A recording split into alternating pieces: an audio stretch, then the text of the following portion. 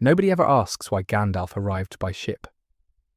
When the Istari first came to Middle-earth in the year 1000 of the Third Age, they sailed into the Grey Havens like any other travellers from across the sea. But these were not travellers at all. They were Maya, angelic beings who had dwelt in the undying lands since before the world began.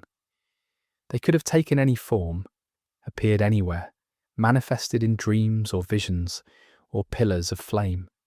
Yet they chose to arrive as old men on a boat, and Gandalf the Grey stepped onto the wooden docks of Círdan's harbour, carrying a walking stick and wearing the appearance of mortality like an ill-fitting coat.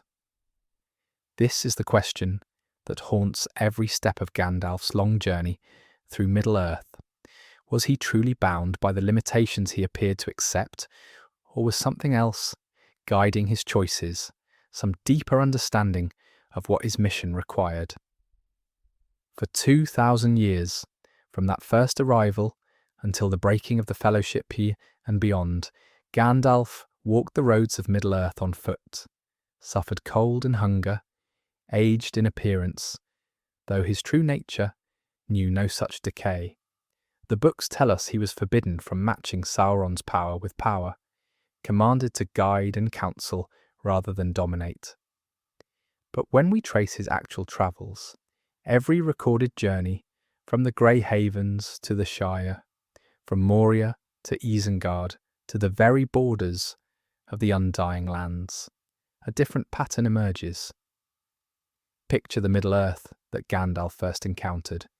The Silmarillion tells us that, by the Third Age, the great Elven realms had already begun their long retreat.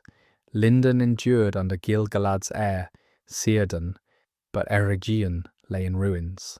Khazad-dûm had fallen silent, and the kingdoms of men remained scattered and diminished. Into this twilight world came 5 Istari, though the Lord of the Rings suggests that only Gandalf and Saruman would play roles of true significance in the West. Radagast the Brown turned his attention to beasts and growing things. The 2 blue wizards, Alatar and Palando, vanished into the east and are never heard from again in the published works. But Gandalf began walking. Tolkien's letters reveal that from his very first years in Middle-earth, the Grey Pilgrim was already establishing the network of relationships that would define the next 2 millennia.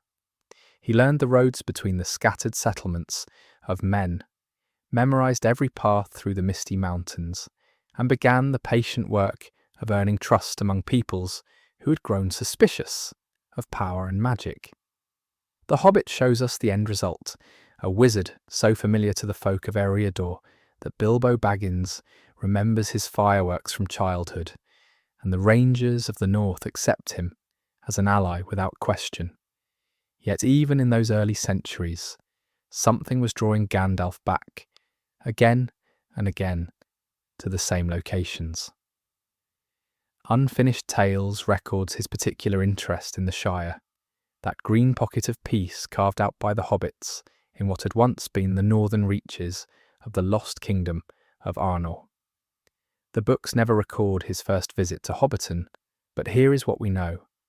By the time of Bilbo's adventure, Gandalf had already spent decades learning the rhythms of hobbit life, understanding their peculiar blend of courage and comfort, their resistance to the corruption that seemed to touch all other peoples of Middle-earth.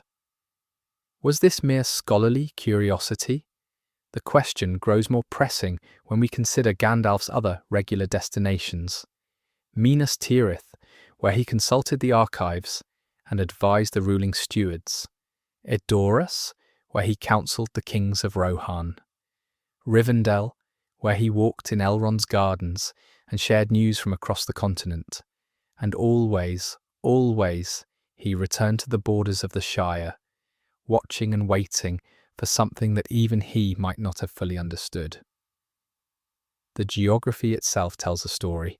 Middle-earth in the Third Age was a vast continent, and travelling it on foot, as Gandalf almost always did, required intimate knowledge of safe paths, friendly havens, and the territories controlled by various powers. From Bag End to Rivendell alone represents nearly 300 miles of sometimes treacherous country. The road to Moria and beyond stretches across the breadth of the continent, yet Gandalf mapped these routes not once, but dozens of times, each journey adding to his understanding of how the land was changing, how the shadow was growing. Maybe the walking itself was the point. The Silmarillion makes clear that the Istari were sent to Middle-earth not as conquerors, but as counselors, forbidden from revealing their true power except in the most desperate circumstances. But power takes many forms, and perhaps Gandalf understood something that Saruman never grasped. That influence built slowly, relationship by relationship, mile by mile, was more lasting than any display of magical might. Consider his friendship with the eagles. The Lord of the Rings shows us Gwaihir the Wind Lord treating Gandalf as an old ally, rescuing him from Orthanc and later from the peak of Xirac Sigil. But eagles do not befriend wizards overnight. These relationships were cultivated across centuries of travel, built through small kindnesses and mutual aid that the books only hint at. Picture Gandalf in his wandering years, perhaps healing an injured eagle, or sharing news of distant lands with the great birds who could see farther than any earthbound traveller.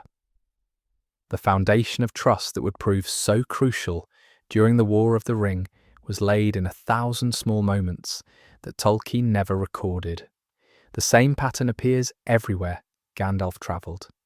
His knowledge of the old forest road through Mirkwood, his friendship with Beorn, his understanding of the hidden paths through the misty mountains, all of this suggests not just a traveller passing through, but someone who took the time to truly know the land and its inhabitants. When Thorin's company needs guidance to the lonely mountain, Gandalf can provide it not because he has studied maps, but because he has walked those roads himself, probably more than once, and always threading through these journeys is his growing certainty that something was stirring in the shadows. The Hobbit tells us that Gandalf's interest in Thorin's quest was not merely adventurous. He feared what might happen if Smaug the dragon were to ally himself with the growing darkness in Dol Guldur. But this implies a level of strategic thinking that stretched across decades, even centuries. Gandalf was not simply reacting to events as they unfolded. He was positioning pieces on a vast board, preparing for a conflict that he sensed was coming long before others recognized the danger. The books never record it, but here is what we can reconstruct from the evidence. Sometime in those middle centuries of the Third Age, Gandalf's wanderings began to follow a more deliberate pattern. His visits to the Shire became more frequent, more purposeful. His consultations with Elrond grew longer and more urgent. His investigations of Dol Guldur, that fortress of shadow in southern Mirkwood, intensified from casual interest to active reconnaissance. This is where the question of limitation becomes most intriguing. The Lord of the Rings reveals that Gandalf suspected the necromancer of Dol Guldur was Sauron, returned as early as the year 2063, though he could not prove it until nearly 400 years later. 4 centuries of suspicion, of careful investigation, of building alliances and gathering intelligence, all while maintaining the appearance of a wandering conjurer more interested in fireworks than in the fate of nations. Was this patience a limitation imposed upon him, or was it wisdom? The more we trace Gandalf's actual movements through Middle-earth, the more it becomes clear that his seeming constraints were actually his greatest strength. By walking rather than flying, by befriending rather than commanding, by learning rather than assuming, he built something that no display of power could have achieved. A network of trust that spanned the continent and included every free people, from the Shire to Rohan to Gondor. When the crisis finally came, when the ring was found and the enemy revealed, Gandalf did not need to convince anyone of the danger. The groundwork had been laid across 2,000 years of patient travel. Aragorn trusted him because the Rangers had known him for generations. Theoden listened to him because the kings of Rohan had learned to value his counsel. Even the hobbits, least likely of all peoples to involve themselves in the affairs of the wide world, followed his guidance because he had earned their respect through decades of quiet friendship. The twilight deepens as we consider these early travels, these foundation years when Gandalf was becoming the figure we meet in The Lord of the Rings. Somewhere in the long miles between the Grey Havens and the borders of Mordor, between the first tentative explorations and the urgent journeys of the War of the Ring, the Grey Pilgrim transformed from a stranger in a strange land into something far more dangerous to the enemy than any warrior or king, a catalyst who could unite the free peoples when the darkness finally rose, to claim them. But this raises an even deeper mystery about the nature of his mission, one that will follow us through every league of his wandering, every friendship forged, and every enemy faced. If Gandalf truly understood what was coming, if his travels were preparation for a war he saw approaching across the centuries, then what does that tell us about the wisdom that sent him, and the price that such foresight demanded? The road goes ever on, and there are stranger paths ahead than any we have yet imagined. The question deepens as we follow Gandalf's footsteps beyond these foundational centuries, into what we might call his years of active preparation. The Hobbit gives us our first detailed glimpse of the Grey Pilgrim at work, but even here, Tolkien's narrative conceals as much as it reveals. When Gandalf arrives at Baggins in 2941 of the Third Age, ostensibly seeking a burglar for Thorin's company, we are witnessing the culmination of plans laid decades, perhaps centuries, in advance. The books never record when Gandalf first learned of Smaug's desolation of Erebor, but the timing of his intervention suggests he had been watching the situation develop for generations. Picture this. Sometime in the 28th century of the Third Age, reports reach the Grey Pilgrim of a great fire drake moving north from the wastes beyond Rhovanion. Gandalf would have recognized immediately what this meant. Not merely another dragon, but a creature of sufficient power to threaten the delicate balance he had spent centuries establishing. The Lonely Mountain was not just the seat of Durin's folk, it was a strategic keystone. Its fall would leave the northern approaches to Gondor exposed, would sever the trade routes that bound the free peoples together, would create exactly the kind of vacuum that the enemy could exploit when he finally revealed himself. Yet Gandalf did nothing to prevent Smaug's attack. This apparent inaction has puzzled readers for decades, but it makes perfect sense when we understand the constraints under which the Istari operated. The Silmarillion tells us they were forbidden to match power with power, to dominate through force. Gandalf could not simply destroy Smaug any more than he could march into Mordor and overthrow Sauron by main strength. Instead, he had to find another way. A way that would not only remove the dragon, but do so in a manner that strengthened rather than weakened the free peoples. The solution he chose required extraordinary patience. For 60 years after Smaug's conquest, Gandalf travelled the roads of Middle-earth, gathering information and building the network that would eventually make the quest of Erebor possible. He studied the dragon's habits, learned the layout of the mountain, traced the scattered descendants of Dale and Esgaroth.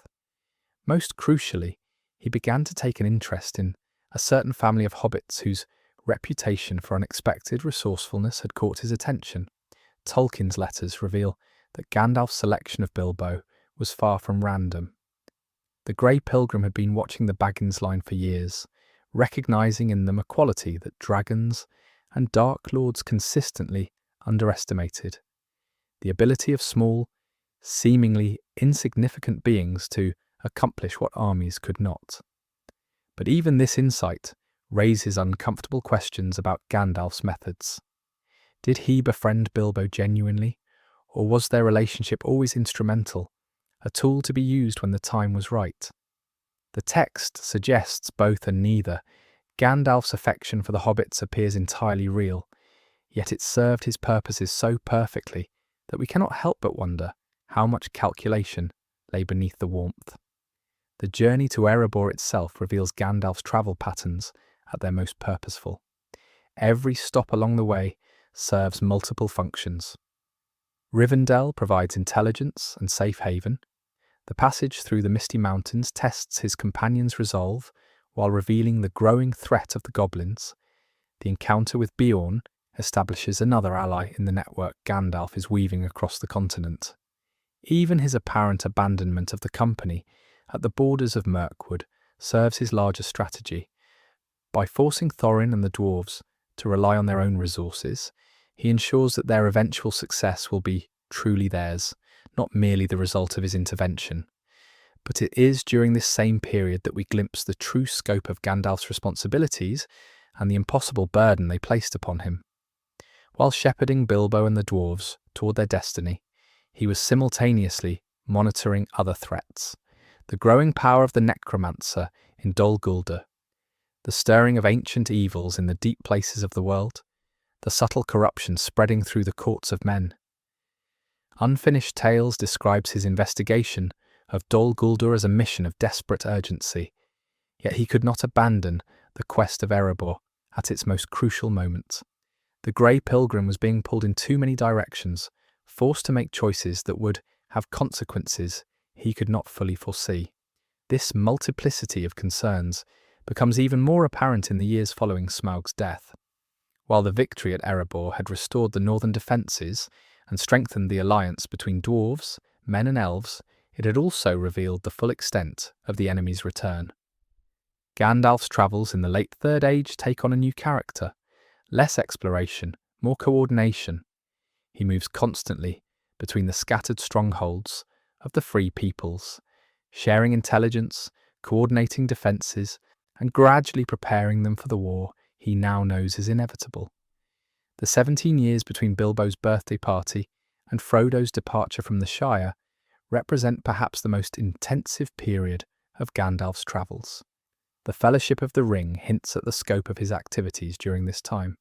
Journeys to Gondor to research the ring's history, expeditions into the far south and east to investigate rumours of the enemy's movements, urgent consultations with Saruman and the other members of the White Council.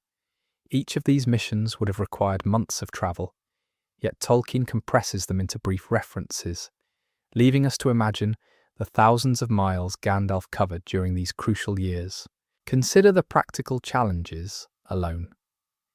Middle-earth in the late Third Age was a continent where swift communication was impossible and safe travel uncertain. When Gandalf rode south to Minas Tirith to consult Isildur's scroll, he was embarking on a journey of nearly 1,000 miles through territories that might harbour enemies. The return trip would have taken months, during which he could have no contact with his agents in the north, no way of knowing whether the ring had been found or the Shire discovered. Yet he made this journey, and others like it, accepting the terrible isolation that such missions demanded. The mental toll of this existence becomes apparent when we consider what Gandalf knew and when he knew it. By the time he left Bilbo's birthday party, he was virtually certain that the Hobbit's ring was the One Ring, yet he could not act on that knowledge without proof.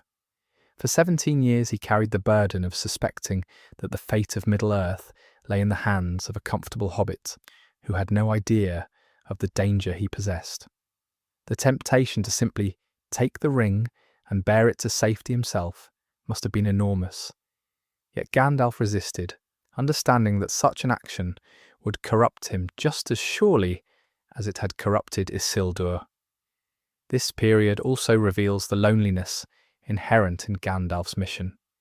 The Silmarillion makes clear that the Istari were cut off from Valinor, forbidden to return until their task was complete. For over 2,000 years, Gandalf had walked the roads of Middle-earth without the companionship of his own kind, sustained only by the knowledge that his sacrifice served a purpose larger than himself. Even his relationships with the Eldar were complicated by their different natures and destinies.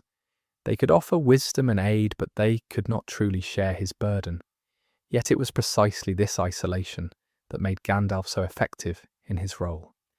Because he belonged fully to neither the Undying Lands nor Middle-earth, he could serve as a bridge between them, carrying the wisdom of the Valar to the peoples of the mortal world while understanding their limitations and fears in ways that the Eldar could not. His travels were not just physical journeys, but acts of translation, transforming divine purpose into forms that hobbits and men and dwarves could comprehend and embrace. As we trace these later travels, we begin to see how Gandalf's apparent wandering had created something unprecedented in Middle-earth's history, a truly continental alliance held together not by conquest or treaty, but by personal trust and shared purpose. When the War of the Ring finally came, the Grey Pilgrim could call upon friends and allies, from the Shire to Gondor, from Rivendell to Rohan, because he had spent centuries earning their loyalty through patient service and genuine care. The transformation this represents becomes clear only when we consider the alternative paths his mission might have taken, the roads not travelled that stretch away into darkness. The roads not travelled reveal themselves most clearly in the choices Gandalf made during those crucial decades between the Battle of Five Armies and the War of the Ring. The unfinished tales suggest that other members of the White Council urged more direct action against the growing shadow in Mordor, yet Gandalf consistently advocated for patience and preparation over confrontation. This was not mere caution, it was strategic wisdom, born from his understanding of how power truly works in Middle-earth. Where Saruman saw the ring as a weapon to be wielded, Gandalf recognized it as a trap to be avoided, and this fundamental difference in perspective shaped every journey he undertook in these years. Consider what we know of his travels to Dale and Erebor in the years following Smaug's death. The Lord of the Rings mentions these visits only in passing, but they represent something profound in Gandalf's methodology. He was not simply maintaining diplomatic relations or gathering intelligence, though he certainly accomplished both. He was nurturing the growth of something that had never existed before in Middle-earth's long history, a network of free peoples united by choice rather than dominion. The friendship between bards, men and Dain's dwarves, so crucial during the War of the Ring, did not arise naturally from their respective cultures. It was carefully cultivated through Gandalf's patient mediation, his ability to help each people see past ancient grievances to their common interests. The books never record the specific conversations that took place during these diplomatic missions, but here is what we know. When the armies of darkness finally marched, the response was coordinated in ways that would have been impossible without decades of careful preparation. Picture Gandalf in the halls of Erebor, not demanding allegiance but simply sharing news from distant lands, helping Dain understand that the prosperity of the Lonely Mountain was connected to the freedom of Rohan and Gondor. Imagine him in Dale, speaking with Bard's son Brand about the ancient friendship between men and eagles, planting seeds that would bloom into crucial aid when Sauron's forces finally moved. This pattern extended throughout his travels during this period. His visits to the Shire became more frequent and more purposeful, though he was careful never to alarm the hobbits with talk of distant dangers. Instead, he observed and gently guided, noting which families produced individuals of unusual courage or wisdom, understanding that when the time came, he would need to know exactly whom to trust with the most dangerous mission in Middle-earth's history. His friendship with Bilbo was genuine, but it was also strategic. Through Bilbo, he maintained a connection to the Shire's informal leadership, ensuring that when crisis struck, he would not be dealing with strangers. The mental discipline required for this approach becomes staggering when we consider its duration. For decades, Gandalf carried knowledge that could have justified immediate action, yet he chose the slower path of building consensus and preparing hearts, rather than simply commanding obedience. The Silmarillion's account of the Valar's own restraint in dealing with Middle-earth suggests that this patience was not mere preference, but divine wisdom, understanding that victories won through domination, even benevolent domination, plant the seeds of future corruption. Yet this restraint came at enormous personal cost.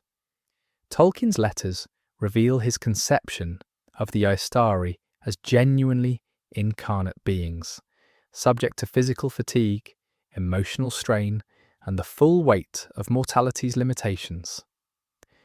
Gandalf's travels during this period were not the wanderings of an immortal spirit, but the desperate efforts of an aging man racing against time while bound by the very constraints that made his mission possible. Every journey to Minas Tirith meant weeks in the saddle. Every visit to the Shire required careful planning and considerable physical endurance. The Grey Pilgrim was growing old in ways that went beyond mere appearance. This aging process reveals something crucial about Gandalf's sacrifice that often goes unnoticed. The unfinished tales make clear that the Istari's incarnation was meant to be temporary, a brief mission before returning to their true forms in Valinor. But as the centuries passed and the shadow in Mordor grew stronger, that return became increasingly distant. Gandalf was not simply visiting Middle-earth, he was slowly becoming part of it, bound by choices and relationships that made his original nature increasingly irrelevant to his daily existence. The loneliness of this transformation becomes apparent when we examine his relationships during this period.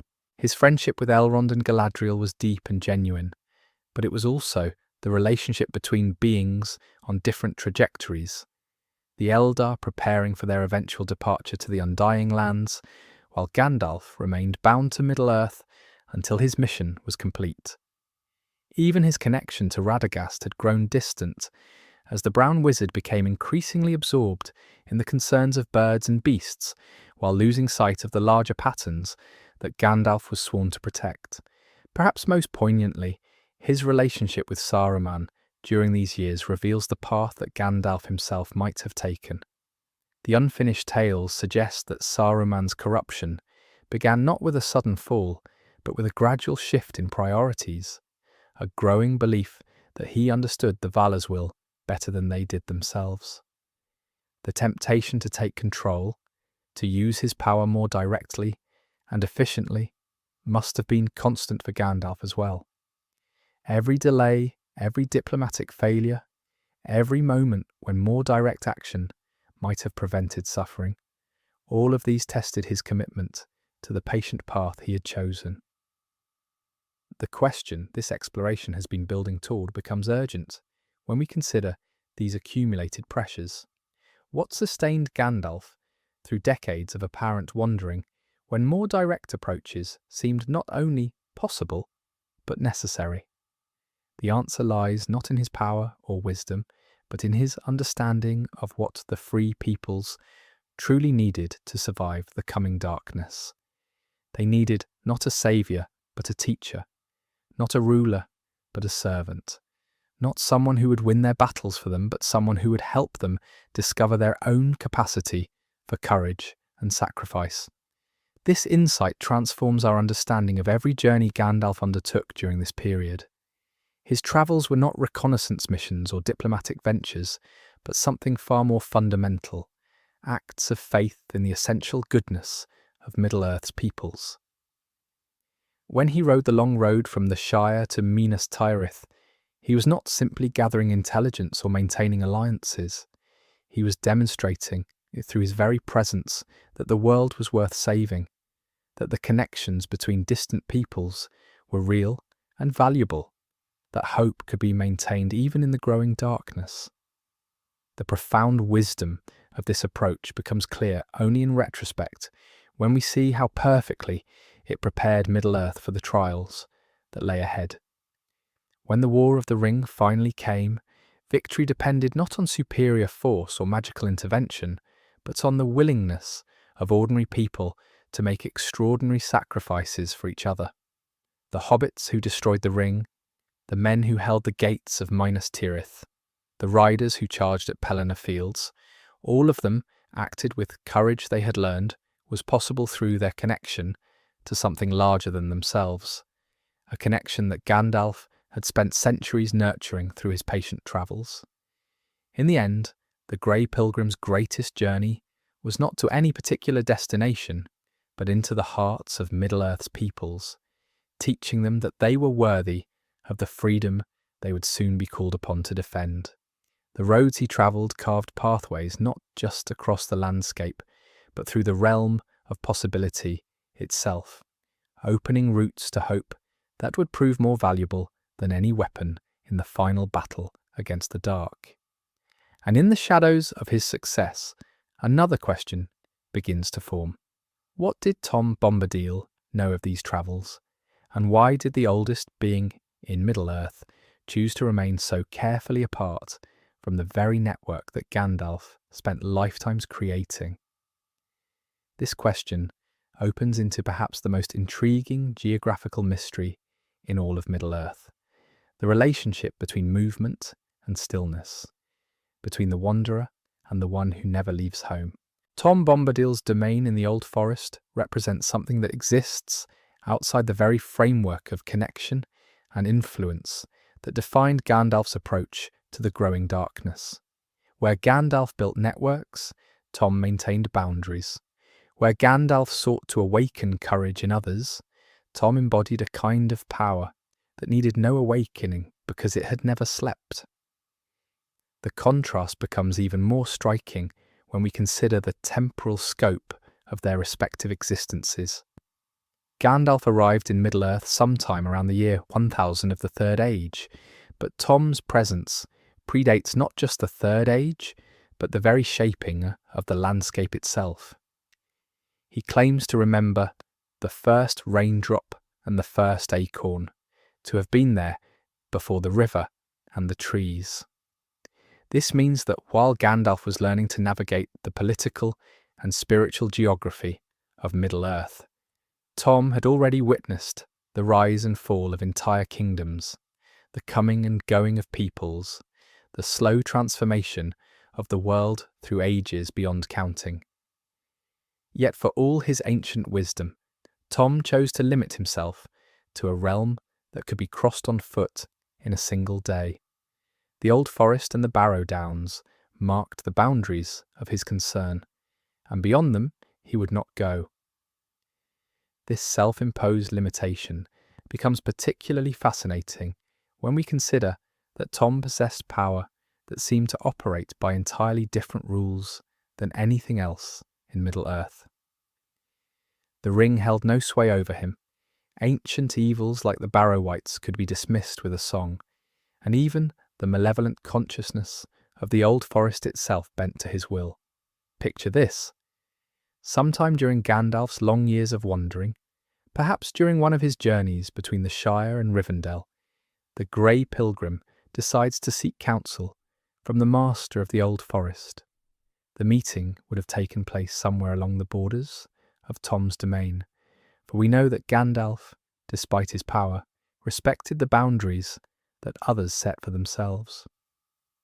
Tom might have emerged from the green shadows with Goldberry at his side, singing one of his nonsensical songs that somehow contained more wisdom than volumes of scholarly discourse.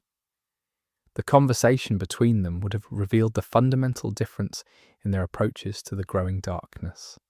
Gandalf, with his network of allies and his constant motion between distant lands, represented one response to the threat of Mordor, the building of connections, the strengthening of resolve, the preparation for a war that would span continents.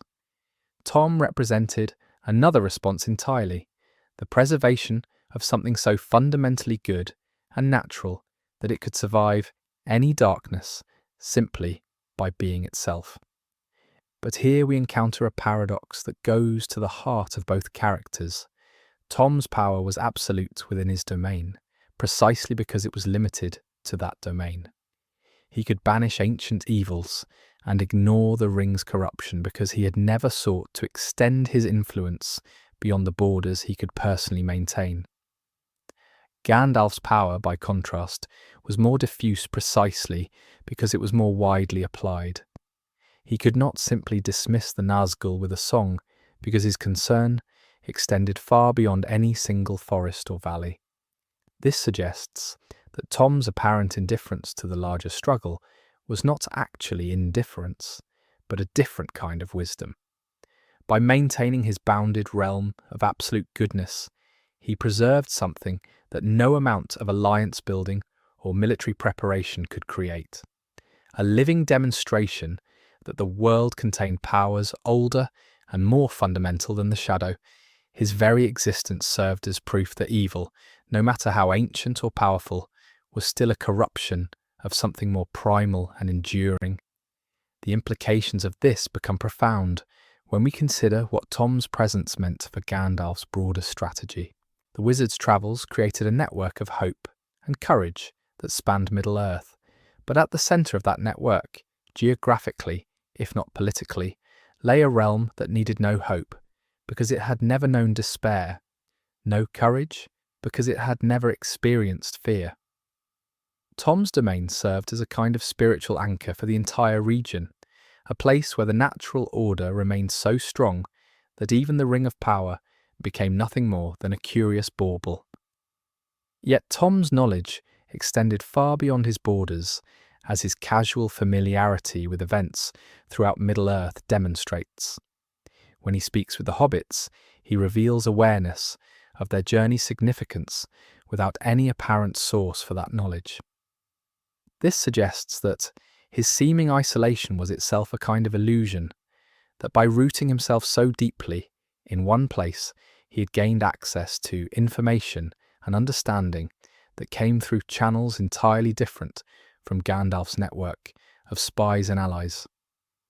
The books never record direct communication between Gandalf and Tom, but the wizard's decision to send the hobbits through the Old Forest suggests a deeper coordination than either character ever explicitly acknowledged.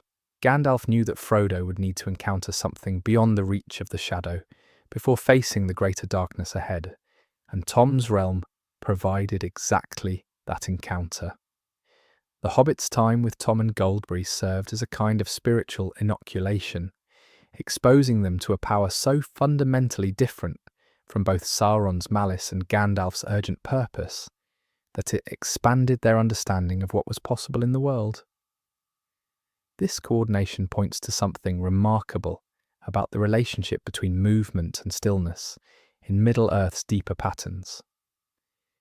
Gandalf's constant travels created the possibility for connection and communication across vast distances, but those connections required fixed points to give them meaning and stability. Tom's absolute rootedness in the Old Forest provided one such point, a place where the ancient music of creation still played unchanged, where the fundamental goodness of the world could be experienced directly rather than hoped for or remembered. The question becomes whether Tom's knowledge extended to an understanding of why his isolation was necessary for Gandalf's broader work. Did the master of the Old Forest recognize that his refusal to join the wider struggle was itself a crucial contribution to that struggle? Did he understand that by preserving a realm where the shadow held no power, he was maintaining something that would remain even if all of Gandalf's careful preparations came to nothing? Perhaps the deepest wisdom lay in the recognition that Middle-earth needed both approaches, the wanderer who built connections between distant peoples and the guardian who preserved something so local and particular that it could serve as a reminder of what all the connecting and preparing was meant to protect.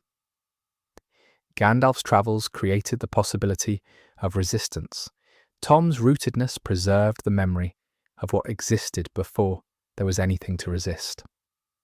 In this light, Tom Bombadil's apparent indifference to the War of the Ring reveals itself as the most sophisticated response of all.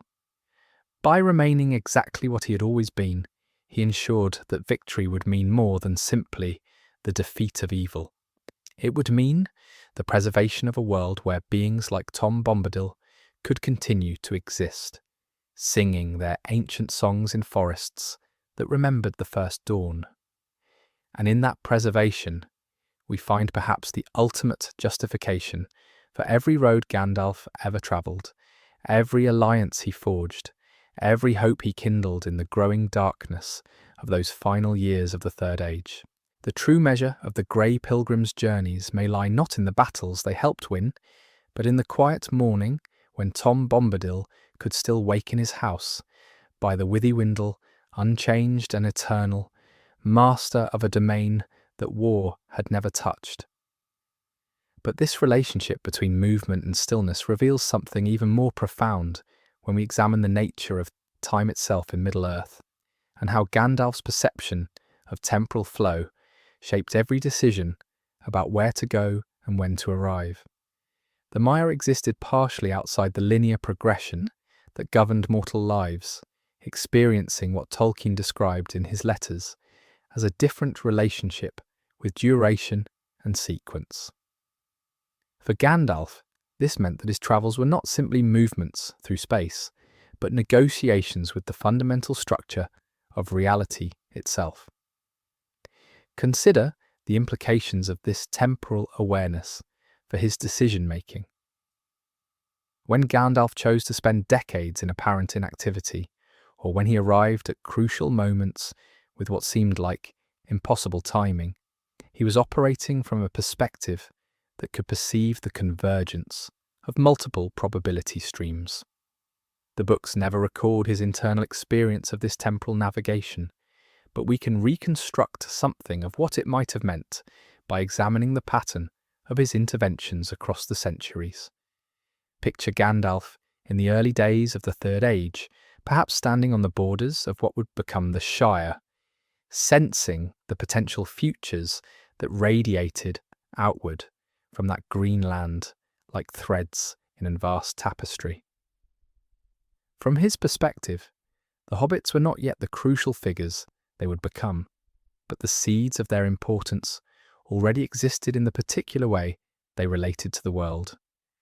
Their resistance to corruption, their capacity for unexpected courage, their ability to move through Middle-earth without being consumed by its power structures. His decision to cultivate relationships with them across generations was not based on prophecy, but on a deep reading of possibility itself. This temporal sensitivity explains one of the most puzzling aspects of Gandalf's character, his apparent ability to balance urgent action with what mortals perceived as maddening patience. The same wizard who could ride for days without rest to reach Minas Tirith would spend years in quiet observation, learning the songs of a particular valley or the migration patterns of birds across a specific mountain range. From a linear perspective, this seems inconsistent, but from a temporal perspective that could perceive the intersection of immediate necessity and long-term consequence, every choice about timing became a strategic decision of enormous complexity. The relationship between this temporal awareness and his physical journeys becomes clearer when we examine his interactions with the various rings of power scattered throughout Middle-earth. Gandalf carried Narya, the Ring of Fire, but the Lord of the Rings suggests that his understanding of the other rings, their locations, their influences, their relationships to each other, came from direct observation accumulated over centuries of travel. He had walked through regions where the Nine had left their mark, had studied the effects of the Seven on the dwarf kingdoms, had perhaps even sensed the presence of the Three in places where their bearers had passed. This suggests that his journey served as a form of reconnaissance that operated on multiple levels simultaneously. On the surface, he gathered information about political alliances and military capabilities, but at a deeper level, he was mapping the invisible networks of power that connected every ring to every other ring, and all of them to the one ring that Sauron had forged to command them all. His travels created a comprehensive understanding of how power moved through Middle-earth, not just in terms of armies and kingdoms, but in terms of the fundamental forces that shaped reality itself. The question this video has been building toward becomes even more complex when we consider how this understanding influenced his response to the discovery of the One Ring in the Shire. Gandalf's 17-year absence after Bilbo's birthday party was not, as it might appear, a failure of vigilance but a recognition that the temporal forces surrounding the ring required a specific kind of preparation. He needed to travel not just to gather information about the ring's history, but to position himself within the flow of events in such a way that his return would coincide with the moment when action became both possible and necessary. During those 17 years, Gandalf's travels took him through some of the most dangerous and significant locations in Middle-earth. The Silmarillion and Unfinished Tales provide fragmentary accounts of his research in Minas Tirith's archives, his consultations with Saruman at Isengard, his investigations into the fate of the Lost Rings. But the books never fully record what may have been his most important journey during this period: his return to the ruins of the Gladden Fields, where Isildur had lost the ring nearly 3,000 years earlier. Picture this reconstruction: Gandalf standing in the marshes where the ring had lain hidden, not searching for physical traces, but reading the deeper currents of history that still flowed through that place. The ring had called to Deagol from the river bottom, had passed to Smeagol, had eventually found its way to Bilbo's pocket in the Goblin tunnels, beneath the misty mountains. From Gandalf's perspective, this was not a series of coincidences, but a pattern that revealed something crucial about the ring's nature: its ability to influence probability itself, to create the circumstances necessary for its own recovery. This understanding would have transformed his perception of what was happening in the Shire. Bilbo's discovery of the ring was not simply good fortune, but evidence that the ring was actively working to return to its master. The delay, the apparent dormancy, the years of apparent inactivity were not signs that the threat had diminished, but indications that something far more subtle and dangerous was unfolding. The ring was not just waiting to be found, it was teaching itself about the world it had been absent from, learning about the peoples and powers that had emerged during its long hiding. Gandalf's travels during this period can be understood as an attempt to stay ahead of this learning process, to understand the ring's capabilities before the ring fully understood the world it sought to dominate. Every conversation with scholars in Minas Tirith, every examination of ancient records, every consultation with other members of the White Council was part of an effort to comprehend an intelligence that was both utterly alien and intimately connected to the fundamental structure of Middle-earth itself. The philosophical implications of this temporal dance between Gandalf and the ring illuminate something profound about the nature of wisdom in Tolkien's world. Gandalf's greatest strength was not his magical power or his accumulated knowledge, but his ability to act within uncertainty while maintaining hope for outcomes he could not guarantee. His travels were not guided by prophecy or predetermined fate, but by a deep trust in the possibility that careful preparation, combined with the free choices of others, could create circumstances where good might triumph over evil. This trust required a particular kind of courage that went beyond physical bravery or even moral certainty. It required the willingness to make decisions based on incomplete information, to invest years of effort in relationships and preparations that might prove useless, to believe that the small actions of ordinary beings could influence the fate of the entire world. Gandalf's journeys were acts of faith as much as acts of strategy, expressions of his fundamental belief that the world was worth saving even when the mechanisms of that salvation remained hidden. And perhaps this is why his final departure from the Grey Havens carries such profound significance. After spending thousands of years travelling the roads of Middle-earth, learning its peoples and places, building the connections that made victory possible, Gandalf's last journey took him beyond the circles of the world entirely. The question of whether this departure represented reward or necessity, completion or exile, remains one of the deepest mysteries in all of Middle-earth's lore, and one that reveals the ultimate meaning of every road he ever walked beneath the stars. But consider this. Gandalf's departure from Middle-earth was not an ending. It was the final step in a journey that had been unfolding since the moment the Vala first sent him across the sea. His travels were never just about movement from place to place. They were about transformation, about the slow and deliberate shaping of a world that could survive his absence. And that raises the deeper question. What was Gandalf really preparing Middle-earth for? Not just the defeat of Sauron, that was only the most immediate battle, but for an age when the Astari would no longer walk among mortals, when the elves would fade, when the old magic would recede like a tide. Every road he walked, every fire he lit, every conversation he had was part of a greater design, to teach the free peoples how to stand without him. Picture the Shire in those early years of the Third Age, long before Bilbo found the ring. Gandalf didn't just happen upon hobbits by accident. He chose them. The books never record his first meeting with them, but we know from The Lord of the Rings and Unfinished Tales that he was one of the few outsiders who paid them any mind. While the great lords of Gondor and Rohan dismissed hobbits as insignificant, Gandalf saw something else, a people untouched by the hunger for power, resistant to corruption in ways even the elves were not. His visits to the Shire weren't just about pipeweed and fireworks. They were about fostering a culture that could one day produce a Frodo Baggins. And then there's his relationship with Aragorn.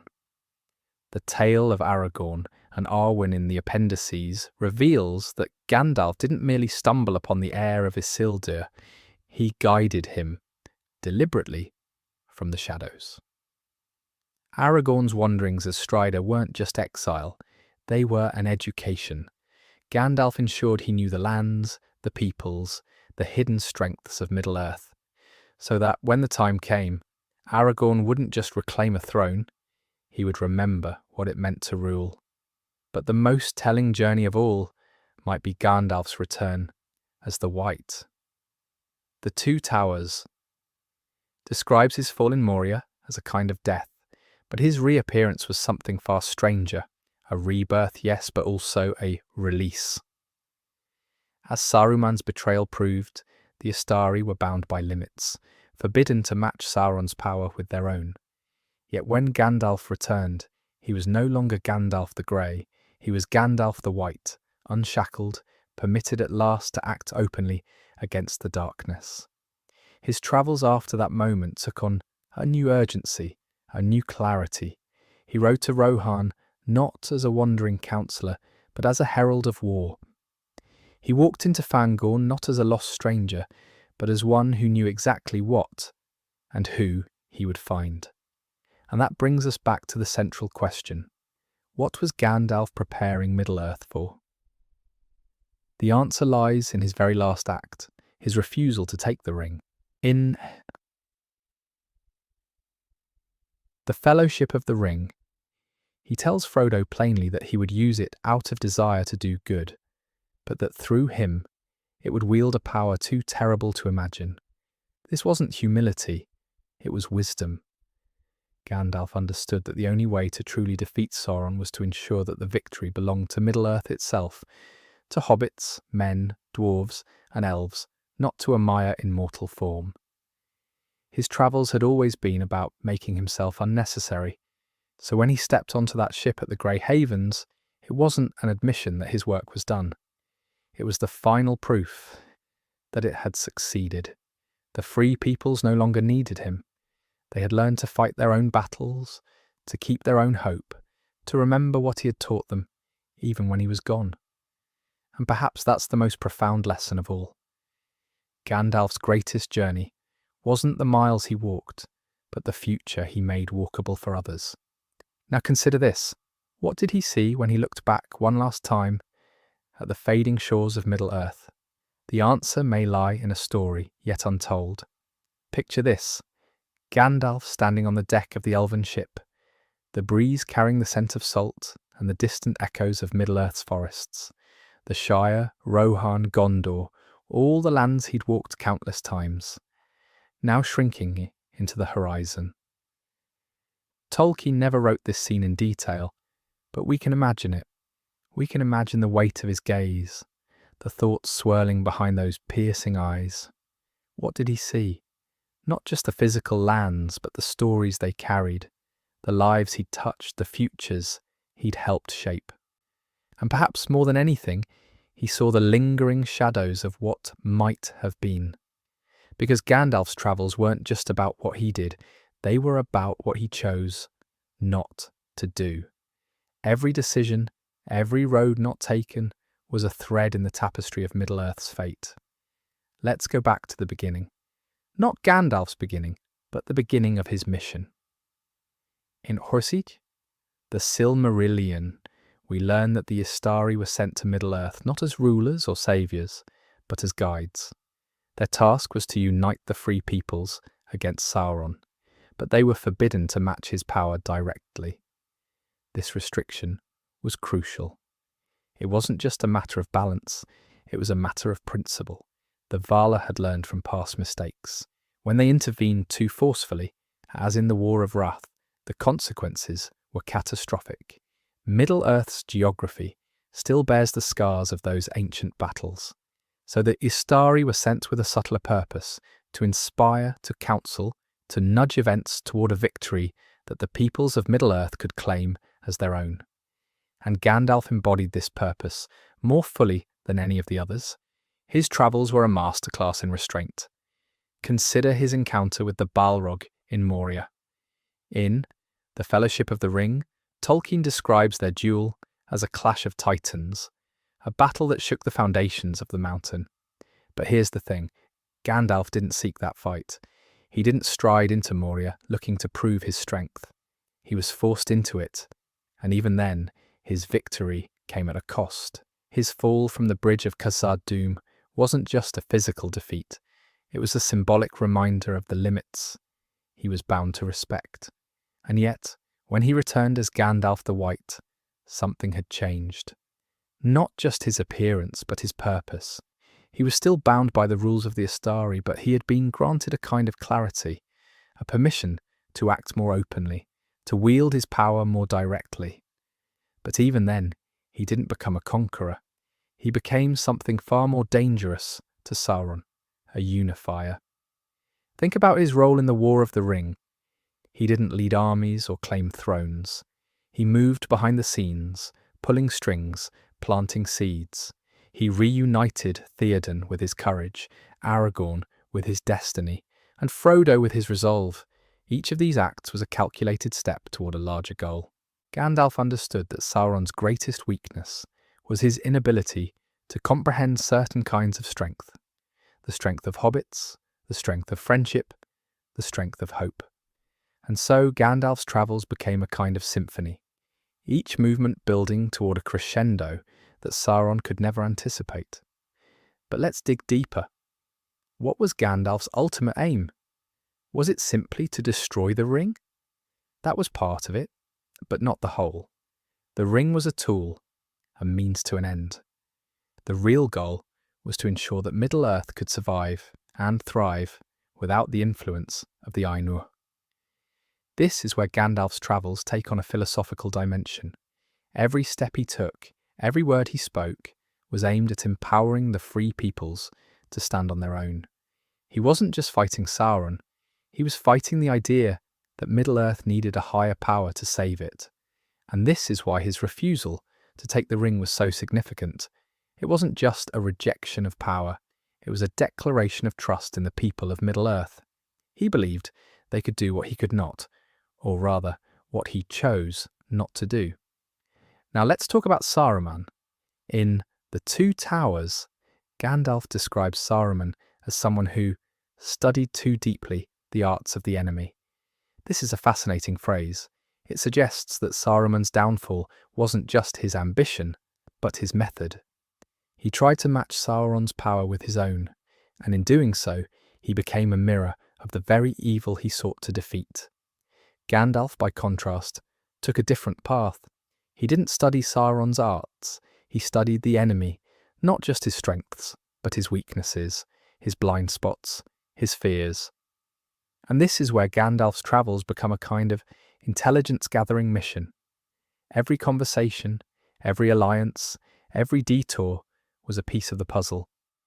By the time he confronted Saruman at Orthanc, Gandalf wasn't just wielding power, he was wielding knowledge. And that knowledge was far more dangerous to Sauron than any spell or sword.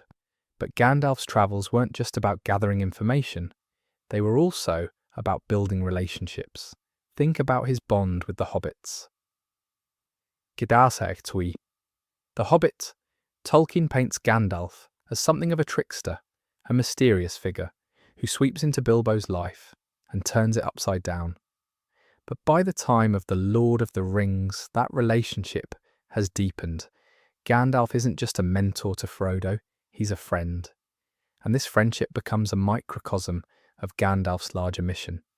He doesn't just guide Frodo, he believes in him. He sees something in hobbits, in all the free peoples, that Sauron cannot.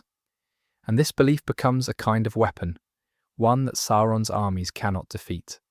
Now let's return to the central question. What was Gandalf preparing Middle-earth for? The answer, I think, lies in the Fourth Age. In Tolkien's letters, he describes the Fourth Age as a time when the influence of the Ainur, and even the elves, diminishes, and the dominion of men begins. Gandalf's travels were, in a sense, a preparation for this transition. He wasn't just fighting a war, he was laying the groundwork for a new era. And this is why his departure at the Grey Havens is so poignant. It wasn't just the end of a journey, it was the beginning of a new chapter, one that he had helped write, but would not live to see. So what did Gandalf see when he looked back at Middle-earth for that final time? Perhaps he saw the Shire, green and peaceful, a testament to the resilience of hobbits. Perhaps he saw Minas Tirith, its towers gleaming in the sunlight, a symbol of men's renewed strength. Or perhaps he saw something deeper, a world that no longer needed him, but would never forget him. And maybe, just maybe, he saw the faintest glimmer of hope for the ages yet to come. Now consider this. What became of the lands he left behind? The answer may lie in a story yet untold, but to truly understand the lands Gandalf left behind, we must first consider the scars he left upon them. Not just physical, but spiritual. Picture the Shire, post-Scouring. The hobbits return to find their homes despoiled, their fields trampled, and yet, as Samwise Gamgee plants the seeds of Lothlorien in the soil of the Shire, we see a metaphor for Gandalf's entire mission. The Shire's recovery is not just about rebuilding, it's about renewal. The same could be said for Minas Tirith, where Aragorn's coronation marks not just a return to order, but the dawn of a new kind of kingship, one rooted in wisdom and humility, values Gandalf spent centuries nurturing. But what of the places Gandalf visited only briefly? Take, for instance, Mirkwood. In Hint, The Hobbit, we see Gandalf's brief but pivotal intervention in the Battle of Five Armies, a moment that ensures the survival of the free peoples of the North. Yet, by the time of The Lord of the Rings, Mirkwood is still a place of shadow, its ancient evils not fully vanquished. Perhaps Gandalf's work there was incomplete, or perhaps it was simply a reminder that even his power had limits. After all, not every battle can be won, and not every shadow can be dispelled. Then there's Rohan, a land Gandalf clearly held dear. His relationship with Theoden, the king he both counselled and healed, is one of the most poignant in Tolkien's work. When Gandalf frees Theoden from Saruman's influence, it's not just a moment of triumph, it's a moment of redemption. For Theoden, for Rohan, and perhaps even for Gandalf himself. But Rohan's fate in the Fourth Age is less clear. With the rise of Gondor, does Rohan's independence fade, or does it find a new role in the world? The books never record it, but here is what we know. Gandalf's legacy in Rohan is not just about horses and warriors, it's about courage and loyalty, qualities that endure long after he's gone. Now let's turn our attention to the east and south, lands Gandalf mentions only in passing. In The Lord of the Rings, he speaks of the Haradrim and the Easterlings, peoples often seen as enemies of the Free West. Yet Gandalf's perspective is more nuanced. He doesn't dismiss them as mere pawns of Sauron. He acknowledges their humanity, their potential for good. This raises a question. Did Gandalf's travels ever take him to these distant lands? The books never say, but maybe, just maybe, he ventured beyond the boundaries of his usual haunts, seeking to understand the wider world. If so, what did he find? Perhaps he encountered cultures rich in wisdom, or perhaps he saw the seeds of future conflicts. Either way, his silence on the matter suggests that some mysteries are meant to remain unsolved. But Gandalf's travels weren't just about the lands he visited, they were also about the peoples he encountered. Consider the dwarves. In The Hobbit, Gandalf's alliance with Thorin Oakenshield is instrumental in the defeat of Smaug and the reclamation of Erebor. Yet by the time of The Lord of the Rings, the dwarves seem diminished, their once great halls echoing with emptiness. Is this a failure on Gandalf's part, or is it simply the natural course of history? The Silmarillion tells us that the dwarves were never meant to dominate Middle-earth. Their role was always more subtle, more enduring. Perhaps Gandalf understood this, and perhaps his work with the dwarves was less about preserving their power and more about ensuring their survival. Then there are the elves, the people Gandalf perhaps understood best, yet struggled with most. In The Lord of the Rings, his relationship with Elrond and Galadriel is one of mutual respect, but also tension. The elves are leaving Middle-earth, their time drawing to a close, and Gandalf knows this. Yet he doesn't despair. Instead, he helps them prepare for their departure, ensuring that their legacy endures. This raises a deeper question. Did Gandalf see the elves' exodus as a tragedy, or as a necessary step in Middle-earth's evolution? Tolkien's letters suggest the latter, and perhaps Gandalf did too. Now let's return to the central question. What was Gandalf preparing Middle-earth for? The answer, I think, lies not just in the Fourth Age, but in the ages beyond. Gandalf's travels were not just about defeating Sauron or preserving the free peoples. They were about laying the foundation for a world where men, and all the peoples of Middle-earth, could flourish on their own terms. This is why his departure is so significant. It's not just the end of an era, it's the beginning of a new one shaped by the choices and actions of those he left behind. So, what became of the lands Gandalf left behind? The answer is complex, but perhaps it can be summed up in a single word: transformation. The Shire is rebuilt, but it's also changed, its hobbits wiser and more aware of the wider world. Minas Tirith thrives, but it's no longer the isolated fortress of old. It's a beacon of hope and unity. And the wild lands, the forests, the mountains, the rivers, continue to hold their secrets, their mysteries, reminding us that Middle-earth is a place of endless wonder. Now consider this. What of the lands beyond the map, the places Gandalf never reached? The answer may lie in stories yet untold, in the whispers of the wind and the songs of the stars. And perhaps, just perhaps, those stories will lead us to the next mystery. But to truly understand Gandalf's legacy, we must delve deeper into the places he touched, the lives he shaped, and the moments he influenced, even those that seem small or insignificant at first glance. Take, for example, his relationship with the hobbits. On the surface, it might seem like Gandalf's interest in the Shire was incidental, a whimsical fascination with a people who valued peace and pipeweed above all else. But The Hobbit and The Lord of the Rings reveal something far more profound. Gandalf recognized in the hobbits a resilience and courage that even they didn't know they possessed.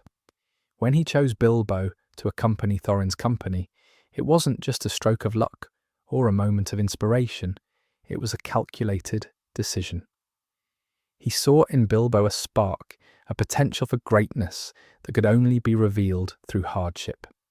And when he later entrusted Frodo with the ring, it was for the same reason.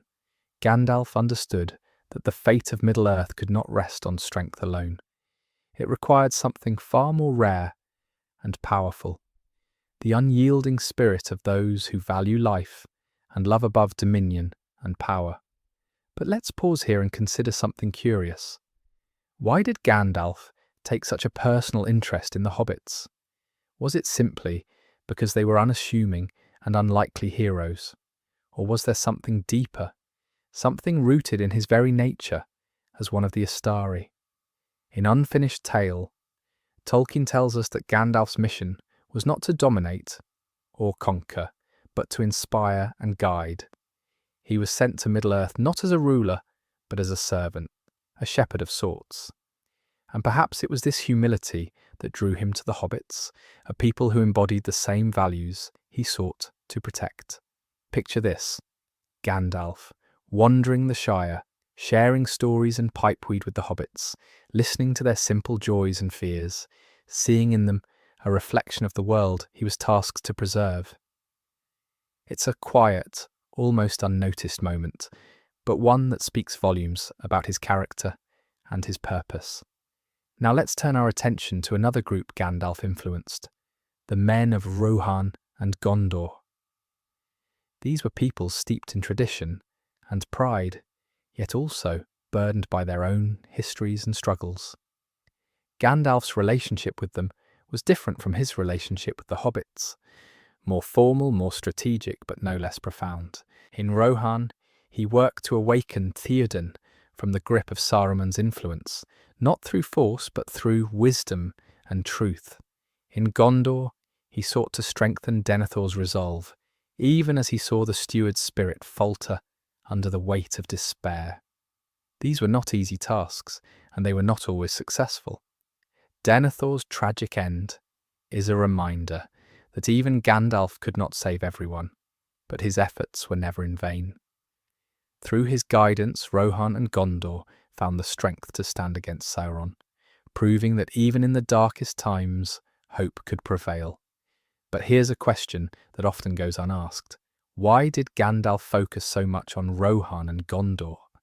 After all, there were other kingdoms of men in Middle-earth, Dale, Dorwinion, even the distant lands of Harad and Rhûn. The answer lies in their unique position in the tapestry of Middle-earth's history. Rohan and Gondor were the last bastions of Númenórean culture, the heirs of Elendil and Isildur.